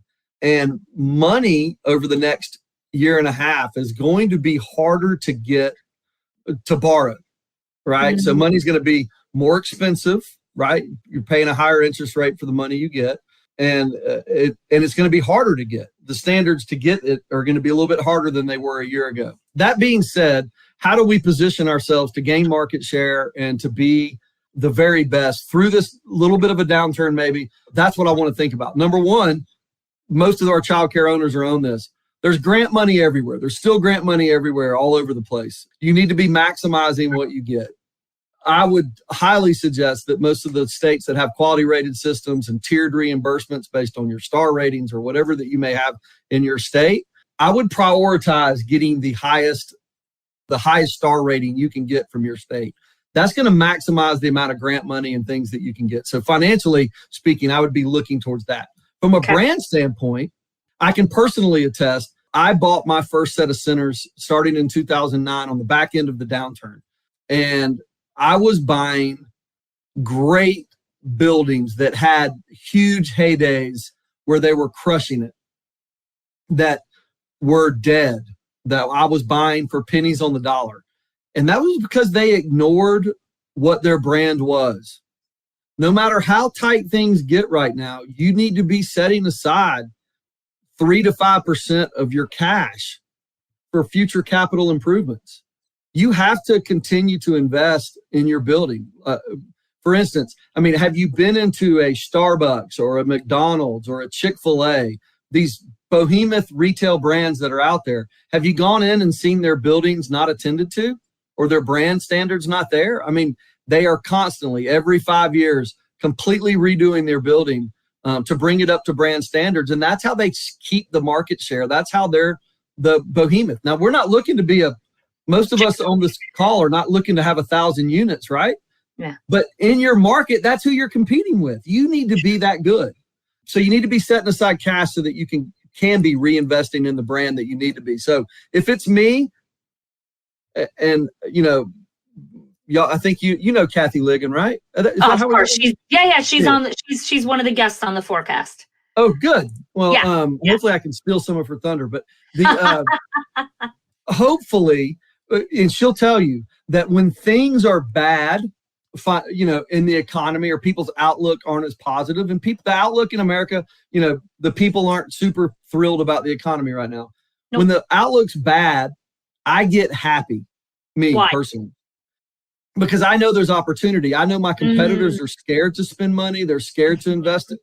This isn't when I need to make money. I'm not looking to make money right now. I'm looking to take their customers and take their market share right now. That's all I'm looking for. Yeah. And when things are good, as Kathy will tell you, I sell because that's when I'm making the most money. And that's when I get scared because I know the bad times are coming. And in the bad times, I want to have the most cash, be the most ready, and be investing the most in my buildings.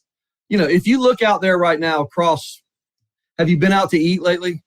We're taking our kids out tonight, actually, as a celebration. There you go. So if, I go out to eat still kind of all the time, but service is in the toilet. Oh, Building yeah. We did go out bad. to eat last week. It's toilet. Things Agreed. are dirty. Like people aren't paying attention because they're not spending the money. They're not spending their money on people. They're not spending their money. They're not spending enough money on employees. That's why they don't have them. They're not spending enough money on their buildings. So they look like crap, and service is crap. So right now, if I'm looking, hey man, how great can I make my buildings? How great can I tell my brand story? How much can I spend on employees and employee training? So I'm separating myself. So when we come out of this, I'm the no-brainer, right? I'm the one on the wait list. I'm the one charging the most tuition.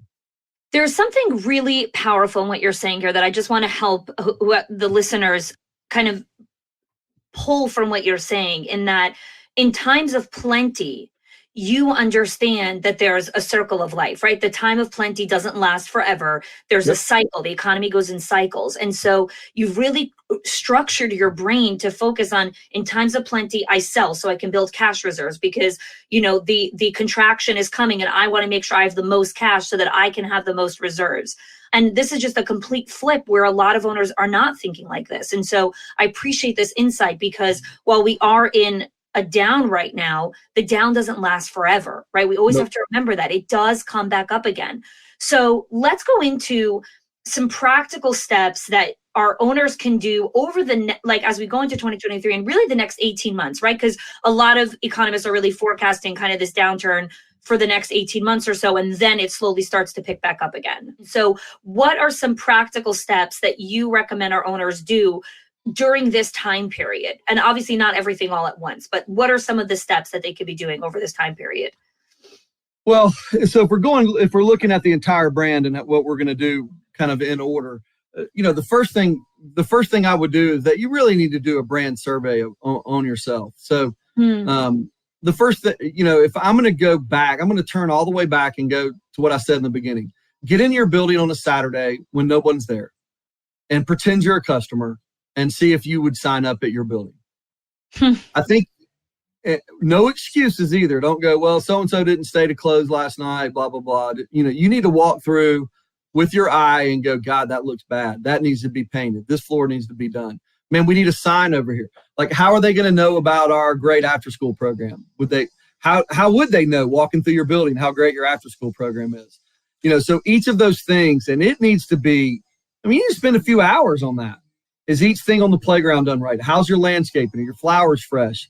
How good does your monument sign look out front? How does your building sign look? How does your interior signage look? Is everything marked properly?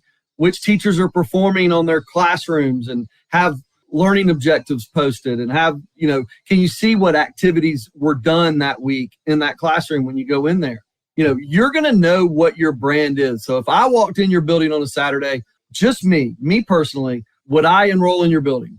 Very few. Now we walk into some that do, but very few would be separating themselves. And that's the good news. The good news is no one else is paying attention to their building like this. So if you do, you are going to sign up more families. You are going to charge more money. So the first thing I would do is survey my building and make it a brand standard for my building. These are the things that we're going to have. The second thing I would do is plan my, if it's me, I'm planning 15 years worth of remodels. What am I doing? I'm not a believer of painting one year, floors the next year, siding this year, signage next year, because I don't think you ever get the bang for the buck. I don't think you ever get customers that are blown away. You can take big tuition increases, all that. I think, you're every 5 to 7 years, move that bus. Now, granted, I'm in that business. So, but I also have done that personally, both in the restaurant business and all the restaurants that I've owned. And I've also done it in the childcare business. And I know that allows me to charge the most money in my market and I'll always be full. So you do a complete remodeling every 5 to 7 years, everything gets redone, not slowly walls, floors, whatever. Right. Yeah. I don't slowly do anything. Right. We go in and do a big moment. Then it comes with a big price increase and a big flood of new customers all kind of coming at the same time. It's so interesting. I'll go off topic here for once. Well, it's not so off topic. So we just bought a house 2 years ago. We bought this before the economy got crazy. So we got a 2.5% interest rate.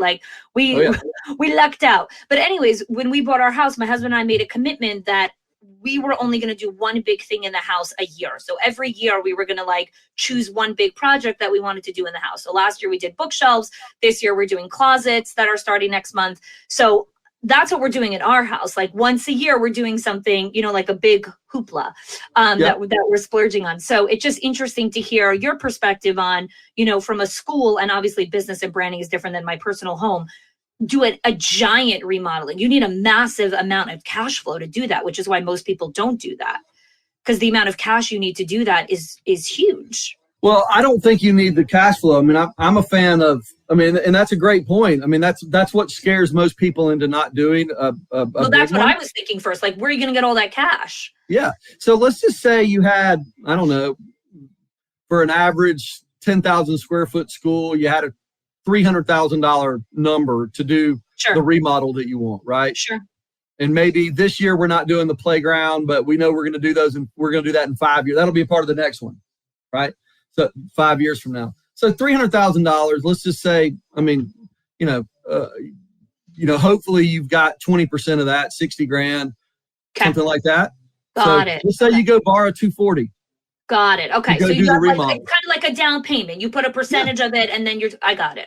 Okay. So let's just say you borrow 240. So you're doing $240,000 worth of work.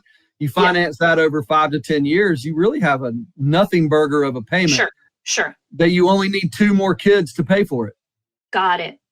But you're not only going to get more than 2 kids, or you're at least going to get the 2 kids. You're also going to take a 15% price increase. Sure. Which, if you have 20 kids, or let's say 200, let's just say 100 kids, 100 kids in your building paying $40 more a week. That's $4,000 a week, right? Yeah. $4,000, $16,000 a month. You're going to crush that $240,000 payment. Yeah.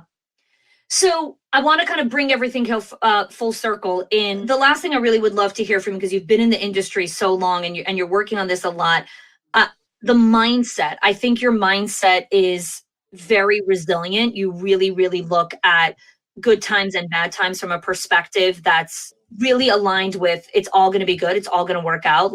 Just make sure that you're putting the right steps in place. So can you give us some insight into the mindset that you would invite leaders to step into, as opposed to the scarcity, the doom and gloom? Where can our leaders lean into from a place of hope? Yeah. So, I mean, to me, hopefully your brand and your business excites you, period. So if you're not in that mindset already, if you're not excited to be in the childcare business right now, then you need to get out. Number one. Simply put, Thad's golden advice. I mean, just leave. I mean, Exit. if you're that guy that's not going to invest in being the very best childcare in the world, then get out. Because I think the thing that can drive you is that when you wake up and you know you want to be the very best, like, you want to be the very best employer, the very best place to work? Do you want to be the very best for each child that comes in your building? Do you want to have the best looking childcare center in your area? Do you want to have the most definable brand? Do you want to charge the most money? Like whatever you want to be, like, you got to pick out what you're going to be absolute best at and wake up pumped to be that every day. And as soon as you're not, you need to get out. That's number one. Number two is, what will excite you? I mean, and that's kind of the other reason for the full remodel. I mean, if I'm just doing new carpet, nobody's excited. But when I'm doing new carpet, all new 3-year-old and 4-year-old classroom equipment, I'm doing one new playground thing, and I'm having new landscaping installed in the front, everybody's pumped. Yeah. You have a rendering. Everybody's pumped, excited. Yeah. So every few years you get this monster excitement, and then you're redoing it. Like, that's how you build momentum in your business and keep it. I love it. I love it. And your energy is very, very refreshing, and it's contagious. So I appreciate that. Thad, where can people go to find out more about you and the work that you're doing in the childcare world? Yeah, I mean, if you go to betterbeansbranding.com, I mean, you can hook up with one of our designers or one of our salesmen and consultants that, they're there. And, I don't want to oversell this because, we are the best in the industry that does it. And we're, maybe the only people that focuses on childcares doing it. So we would love to talk to you. But whether you talk to us or not, I really want you to go do this on your own. Like, I want our industry to get the respect it deserves. And I want our leaders and our great directors and our great owners that are out there, I want y'all to get the due respect in all industries that you deserve.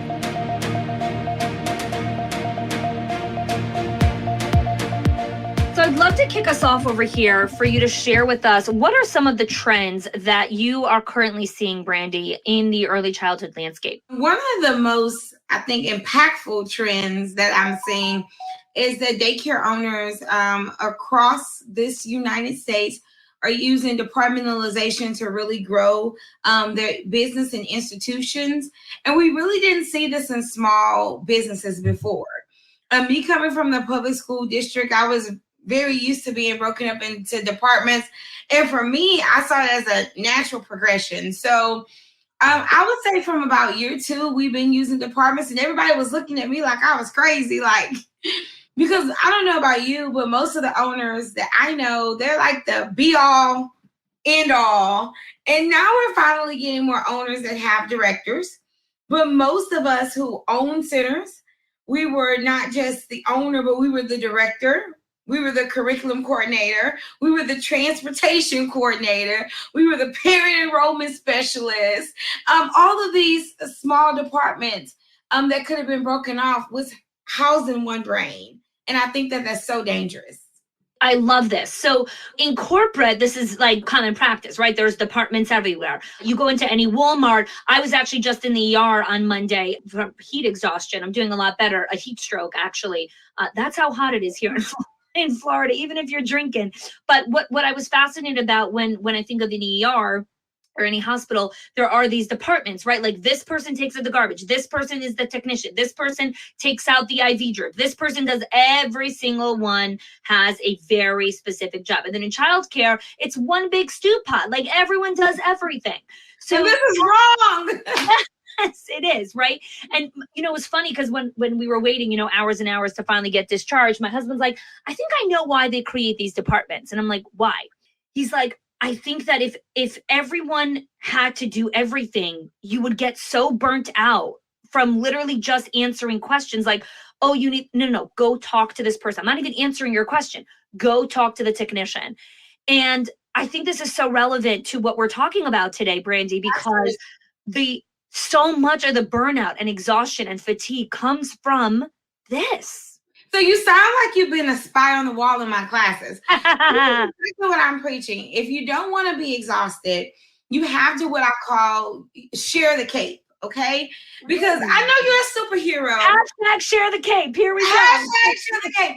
But you need to share the cape because there are other things that people in your organization can do. And even if they can't do it 100% of the way you would do it, even if they did it 80%, that 80-20 rule, it will be good. But if you train them and you begin to trust them, you will see that your 100% was really nothing compared to what their 100% will be. So for those of you who are skeptical and you're like, Brandy, I can't have all of these department heads, ARPA funds are leaving, there's only so many grants. Let me explain to you the benefits of department. Let's talk about it. Okay, so one, it's going to improve job satisfaction. We know it's already hard to get good workers, but one of the reasons why people leave childcare at an alarming rate is because they're burnt out. They're doing too many things. They're changing, they're doing the bus, they're enrolling, they're answering the phone. If one part of the day, they're the teacher. The other part of the day, they're helping with chores. It's just too much. And so when you can increase job satisfaction, and I know I'm over enrollment, I'm going to do the best tours, and I'm going to be worried about my KPIs, about my department, which is the second thing. That attention to detail. I love the book, The 5 Dysfunctions of a Team. Yeah. And the highest dysfunction is the inattention to detail. Well, I can't have detail to everything. I don't know what's important if, I'm just in this gumbo mix of things to do. So when you departmentalize, people in that department have more attention to detail. They're more likely to follow up with their new student. They're more likely to make sure that student gets a birthday present on their birthday. All of these things are more likely to happen because they know that they are responsible for it. And then I think there are two more, but I have to get this one out. Okay. Your organization cannot grow with you just growing. I don't know if you've ever seen those bobblehead dolls and the head is so big.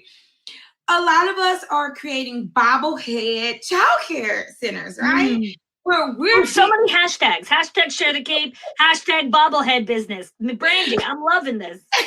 So if we're just swole in the head and the body of our business is tiny, it's like, let me do it with my good arm. We're just stunning the growth of our people. So the way an organization truly grows, and this doesn't matter if it's a church, it could be a sorority. Shouts out to my sorority. It could be a church. It could be a sorority. It could be a business. The sales in the business have to grow. As the individual sales or departments in the business or the organization grows, the organization as a whole grows. A lot of times we're trying to grow as the leader and we're the only strong thing and everyone else is weak and weak-brained because we didn't give them a chance to exercise those muscles that we get to exercise. So as you departmentalize, you'll see that you get more problem solvers. I know some of you out there like, I'm the only true problem solver in my business, right? Maybe you should consider department. Well, you only have one department, so you're the only problem solver, the department. So let's back up for a second here, Brandy, because you've shared a lot of gold, and I want to unpack a couple of these things before we move forward. So let's start with step one. You're talking about departmentalize. Let's break this down a little bit more. Talk me through some of the departments that you currently have inside of your childcare center. Absolutely. So we, of course, have an enrollment department because that's where our funding comes from. We have a food service department that not only sources our food, does the paperwork, does procurement. They also make sure our teachers have the appropriate trainings for their department. Then we have curriculum and development. And our curriculum and development is a crossover. I wish it was two separate ones, but they do curriculum and development for the students, curriculum development for the staff, and they also do some parent development because we host parent classes. And then our final department that we have right now is our outreach, growth, and development. And that particular department is responsible for all of our events, making sure that we're seen in the community, making sure that we're marketed correctly, and making sure that we have good development plans. They research where should we be going next. Those are the main departments. Now, of course, our directors take care of the ongoing of our school. But because we have multiple locations, and you'll see this with a lot of owners that are not chains, because chains used to always do this. They would have a corporate office. So we've been having a corporate office, I guess, for about, 4 years, where we have people housed that do things for multiple locations. And now they do things for our other association, which is the Child Care Millionaires Association, because there's just power in numbers. I love this. I love this. Again, there's so much here, and some of you are listening and thinking, okay, that's too overwhelming. I don't have that. I'm just trying to get out of the classroom. I'm overwhelmed. I'm burnt out, whatever it is. No problem. Take a deep breath. You can always come back and listen to this. This episode isn't going anywhere. So just knowing that a concept like this exists is super helpful. But Brandy, walk us through kind of the person who's saying, okay, I like this. I need to create departments. I probably have already some sort of departments, but maybe I need to be more intentional about that. When we look at the forecast for 2023, what's coming, what people should focus on, where people should put time and attention, what 2 departments should people really be looking at building out appropriately? Oh, that's really hard for me to choose to. Let's talk about curriculum and instruction. One of the ways that you make your school have a waiting list and be a no-brainer is you turn out great programs for parents. Parents want to brag. They want to say, when my kid left Imagine Me Academy, we were able to super grade. They want to, they love to brag about how their kid is reading at this level. Now, this is the thing. Let's say you have a low budget and you don't have enough money to have someone over the curriculum department and they don't do anything else. You can choose a master teacher, or you can hire someone part-time, and they can work on curriculum development maybe 10 to 15 hours a week. That will give you enough oomph to make it work. And I'm going to tell you my other hack. Okay. I believe this is a trend.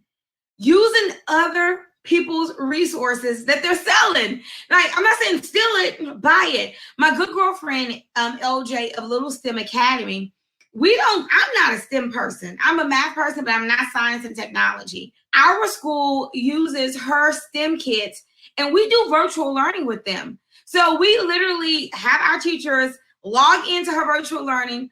Her teachers are doing the science experience with our kids. So we're using technology and distance learning, but we have one person who dedicates 20 hours every single week to curriculum and instruction for all 200 of our students. It's worth it. That is okay. So we need to pause here. We need to pause because this is another hashtag share the cape moment here, where this is just such a powerful way of how to use resources appropriately, right? So Brandy knows someone who has this great thing. I don't need to become great at this. I need to hire her to come do this in my center. Oh, but she lives 1,000 miles away. Okay, let's set up something virtually. Like, just the innovation, the way that you're thinking about bringing value, but doing so in a way that doesn't break the bank, doing so in a way that maximizes resources in a shared economy, right? Helps her make money, helps you make money. I just think is such a powerful way to look at your business. But let's go back to departments for a second, because I don't want to go too off track. So curriculum and development, right? So let's say someone says, okay, Brandy, I love what you're saying. I have a master teacher who keeps asking me for more leadership opportunities, but I don't have a director role. What should I do with her? What can I offer her?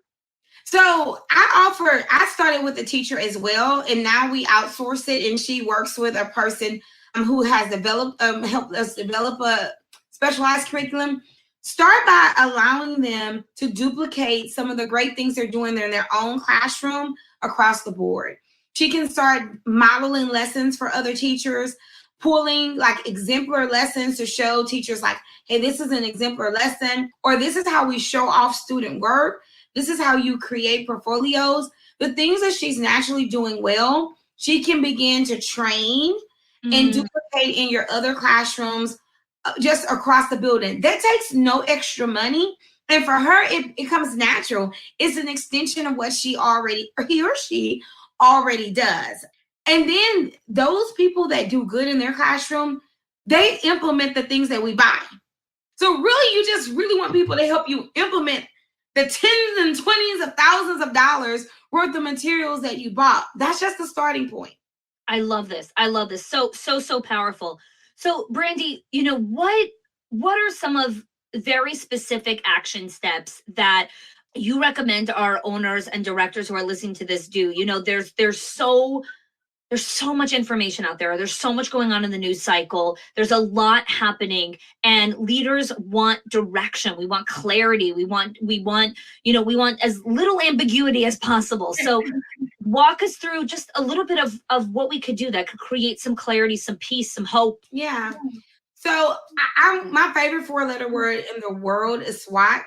I say to know what departments that you really need to have, just sit down and do a SWOT analysis. Look at your strengths, your weaknesses, your opportunities, and your threats, and really pull out what will make your organization stronger. We always, build on our strengths, but we have to work on our weaknesses, minimize our threat, and maximize our opportunities. So if you see in your area that no one is really doing dual language, that's an opportunity. How can you maximize that? We use a program called Ready for Spanish for that. So there are things out there that you can do at a very low cost. Set a budget to it. See what will really improve your program. Ask your teachers and your parents what they want. A lot of times we don't ask people what they want because we think, oh, well, we can't provide that. But if you're innovative and you're solution oriented, I'm sure that you can find a product or a person in the market that this is their zone of genius and they don't mind sharing or offering you a product that can fill in the gap for your institution. But do that SWOT analysis and just focus on your long-term goals, and that will help you build out your first few departments. I love this. And I think just when you were talking about before where the opportunities are, right? So much of the opportunity sits in listening to your employees and listening to your parents. They say things off the fly, at drop off, at dismissal, at all of these things. Take that information in. You don't have to act on it right away. You're not a toddler. You're a grown-up. Take their information. Thank you for sharing, right? And then go sit with it with the team and use that in your SWOT analysis. So I think listening is just an spoken about super skill to create massive wealth inside of your center. Yes. You don't have to be the smartest person. You don't have to come up with the next big idea. If you listen to your stakeholders, even your students will tell you what they love. If you listen to your stakeholders, the solutions are right there in what they're saying to help you make the next best move, because our next move has to be our best move going into 2023. Love it. Brandy, where can people go to find out more about you and the amazing work that you're doing in the childcare world? Listen, I'm everywhere in these internet streets. I love it, internet streets. Okay, Brandy, you are full of hashtags. We need to hang out more. I love it, internet streets. Okay. So you can always find me hanging out in our association, Childcare Millionaires Association. It's absolutely free to join. It's a Facebook group. We do so many free trainings. I'm on Instagram at Childcare Millionaires, and of course at Brandy Woods. And then of course we have amazing childcare merch. So check out our store at shop.childcaremillionaires.com. Love it. Brandy, thanks so much for joining us. Always great jamming with you. Absolutely.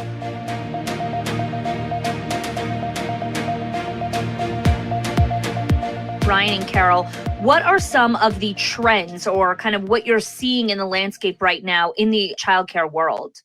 Well, things are starting to slow down a little bit as far as the need for childcare. Obviously, the jobs are starting to get lost. We've noticed that the hiring is starting to slow down a little bit now that we're starting to ease into recession. And I know people usually tend to panic when they hear that word, but don't panic, because I think this recession, for at least what I'm hearing, is going to be good for childcare owners. As far as we're not going to be shedding the massive amount of jobs that most recessions do. So things will slow down a little bit. It'll be easing up. And the positive thing I think you're going to see is hiring is going to become a lot easier in the next 6 to 12 months, which is going to make a lot of people very happy in the childcare realm. Everybody's struggling right now. Yeah. So, but before we go into some of the forecasts, I'd love to dive in a little bit because, it depends on who you're talking to. Are we going into a recession? Are we in one? Is it going worse? Are we going to head into a depression? What do the childcare leaders need to really know about the economic landscape right now? Because I try to filter out all the news because most of the news are doom and gloom. And I know some people try to do the same thing. So tell us a little bit from your vantage point, what is important information for childcare leaders to understand about the economy right now? Right now, there's for every couple jobs that you only have a few people to fill them. So right now, the supply is the demand is way outstripping the supply, meaning that there's so many jobs out there and there's hardly any people to fill them. So as the job market gets tighter with a recession, meaning that businesses are not going to be, recession means people aren't spending the money that they have. They're tightening up on the money.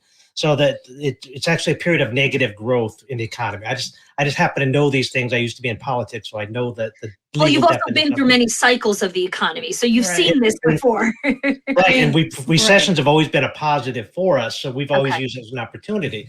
So what do you see? Well, I think that your question about are we in recession? I think we're in recession, but we're in the beginnings of it. It's definitely going to get worse. Whether or not it'll turn into depression, probably definitely not going to happen. So I think it's just going to be a slow progressing recession, not like 2007 where everything just dropped. Yeah, and right. And what's going to happen is the company's going to start shedding some jobs.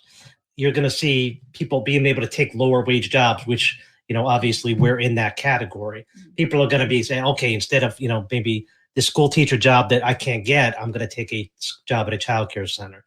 So it's going to be easier for us to find people.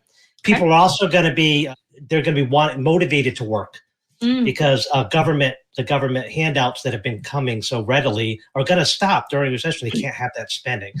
So there's been a lot of money being spent. One of the disadvantages, as you know, is the grant money that's been coming out. There's been a lot of grant money to childcare centers. That's slowly easing off. Our grants end this month, and that's going to change everything as well. Unfortunately, a lot of people have used that grant money and they put it into the everyday income of their business. And once it goes away, they may be having some issues with being able to pay their staff and their mortgages and everything else. So that brings me into this next thing where I'm looking at, okay, let's look at what we're for. Truly, we can't do a real forecast because no one really knows what tomorrow brings, but we could do the best that we can. And typically, when I look at any kind of forecast, I like that the forecast should be able to tell me a story that can help me make good decisions. When we look at a financial forecast, when we look at a cash flow forecast, you're not looking at it just because. You're looking at it, hopefully, so you can make some good decisions. So tell us what you're seeing in the forecast and how you can guide some of our leaders to make really wise choices. Like Carol was saying, that wasn't a wise choice, whoever took the grant money and used them in their day-to-day operations. So we'd love to hear from you. Yeah, so we're real estate. We have a real estate company, so we're big into real estate investing. We have been for many years to diversify our childcare business. And a lot of childcare owners also own real estate, or when they expand, they buy real estate. So we've been watching the real estate market closely, and we've been buying all through this. But we're noticing things are starting to slow down now, which is good because that means prices are starting to settle. And it also mean that next year things should start going backwards a little bit, which we're hoping on. Now, if you're a childcare owner, a couple things you need to think about is getting your debt paid down. If you're borrowing a lot during this time, you want to get some of that debt paid down. If you're sitting on excess cash, which a lot of childcare owners are, paying down debt is a good thing to do right now. And also keeping cash in reserve for expansion opportunities. In 2023, it's going to be an amazing opportunity to expand your childcare business, buy existing schools, and go out, maybe even start a new school. Because I think a lot of schools, I think some schools will go under in 2023, which is not a bad thing for the people that, it's a bad thing for them, obviously. But if you're into expansion and you realize it's become a great opportunity to buy those existing schools. And that bad recession we had in 2007, 2008, we saw it as an opportunity. We went out and bought 3 schools during that time. So use it as expansion. There's always opportunity in every downturn in the economy. It's all about attitude and mindset. And if you're positive about it, you're going to find those opportunities. Can we talk for a second about, just real quickly, on the trade-off between using the cash to pay off some of the debt that they might have accumulated versus keeping cash reserves? Can you talk just a little bit about the discernment between the two and what an owner should be thinking about as they choose, okay, what should I do? Yeah, the high interest debt is what you need to pay off. You don't want to pay off something with 2% interest or 3% interest.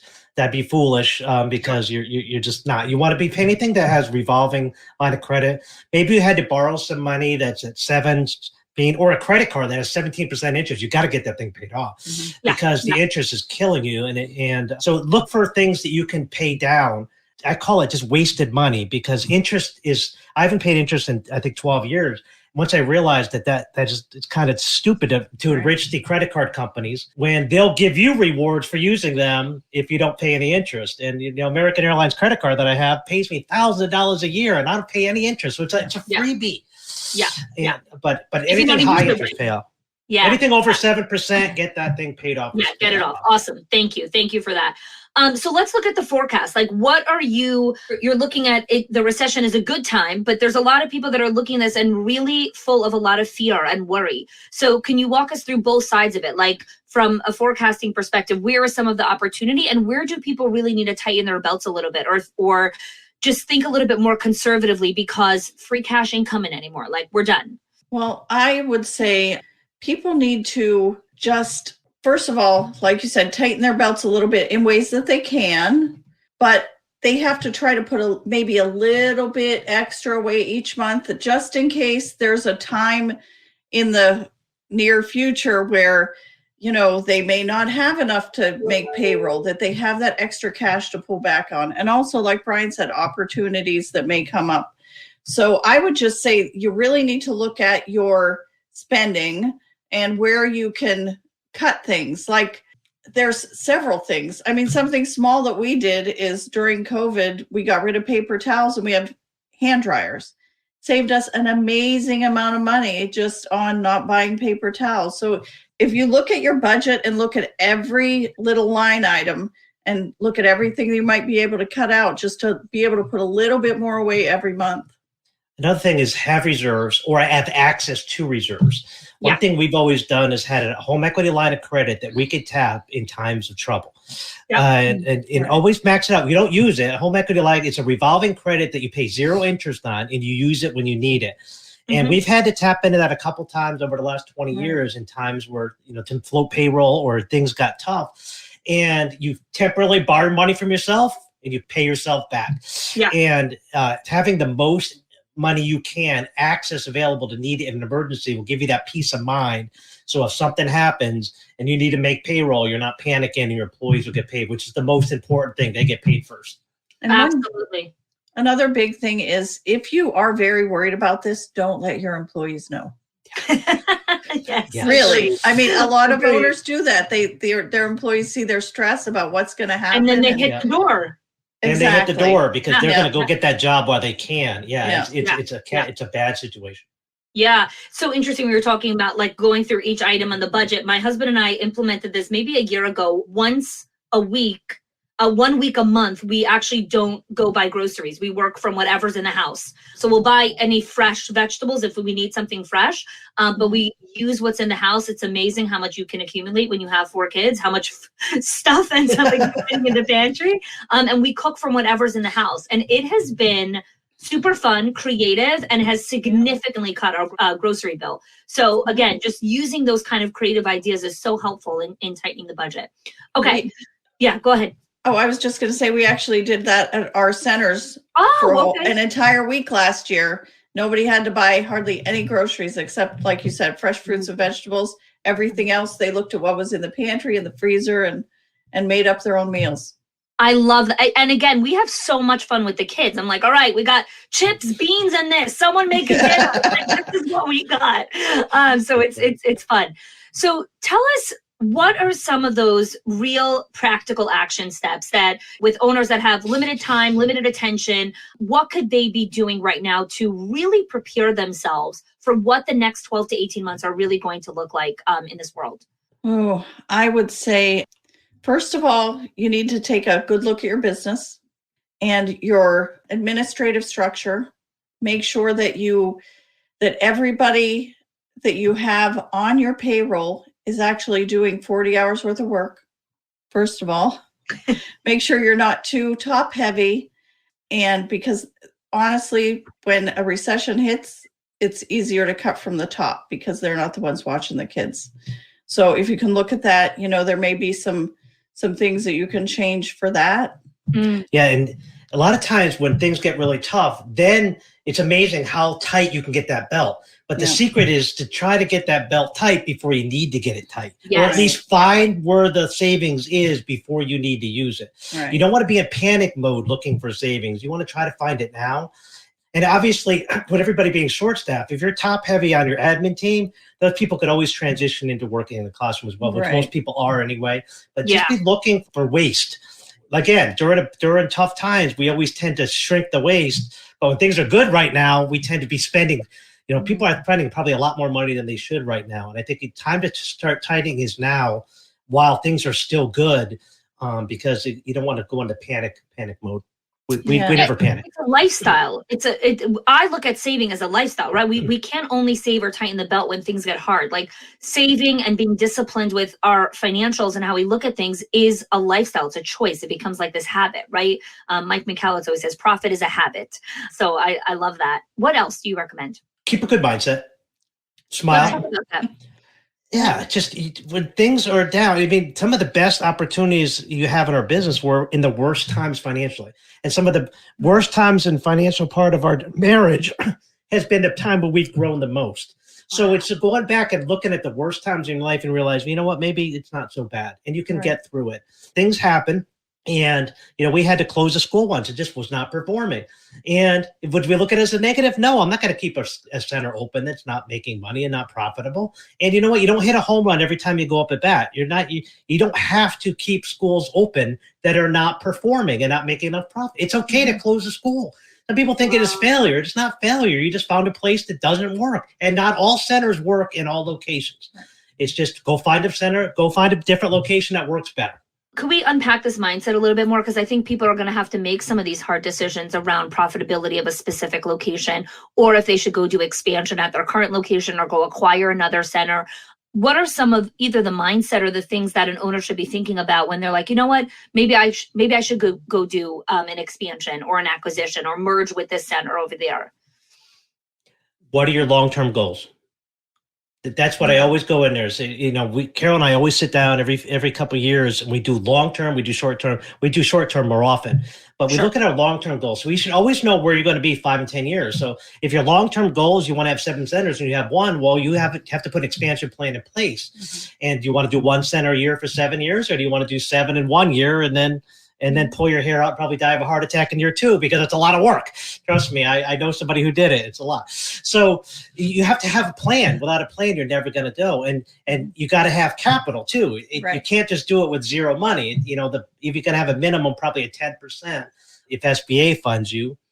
We've never used SBA. We've actually funded our own expansion out of pocket without having to borrow, which has been great.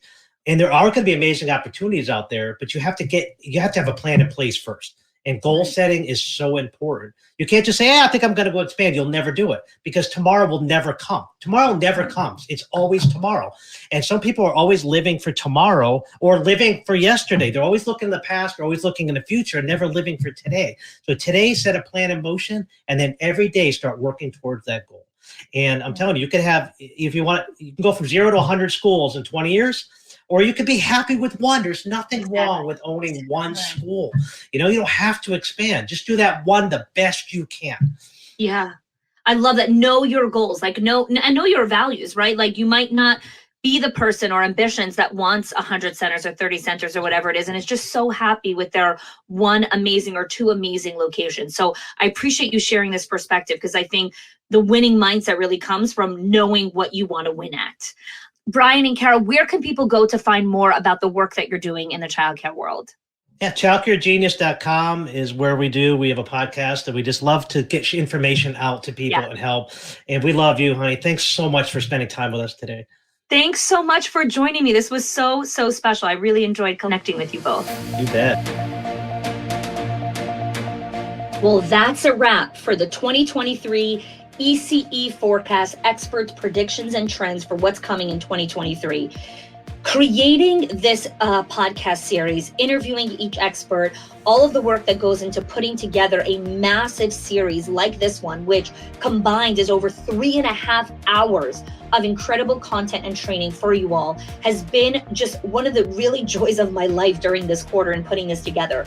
And the reason for that is because the Schools of Excellence podcast is really committed to bringing excellence to you every single week, bringing great content, great ideas, insight, mindset, strategies, all the things that you need to succeed in your role in leading your child childcare business or school. And so I'm just really proud of what we put together, and I hope that you enjoyed it. And I would absolutely love to hear from you.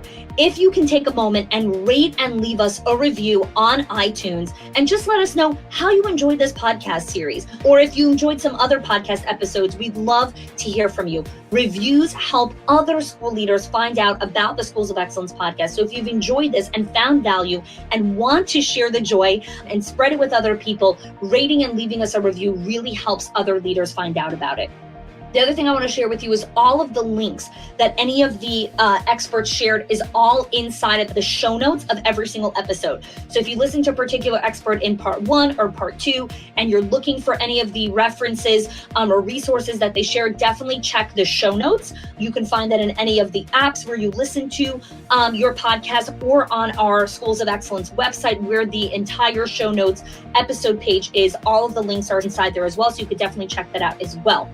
If you have any questions about any of the topics that were covered today, or you want to see more of these conversations, please join us in the Schools of Excellence Lounge, where we can continue the conversation inside of there.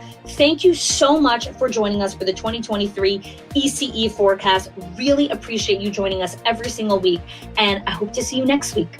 Take care.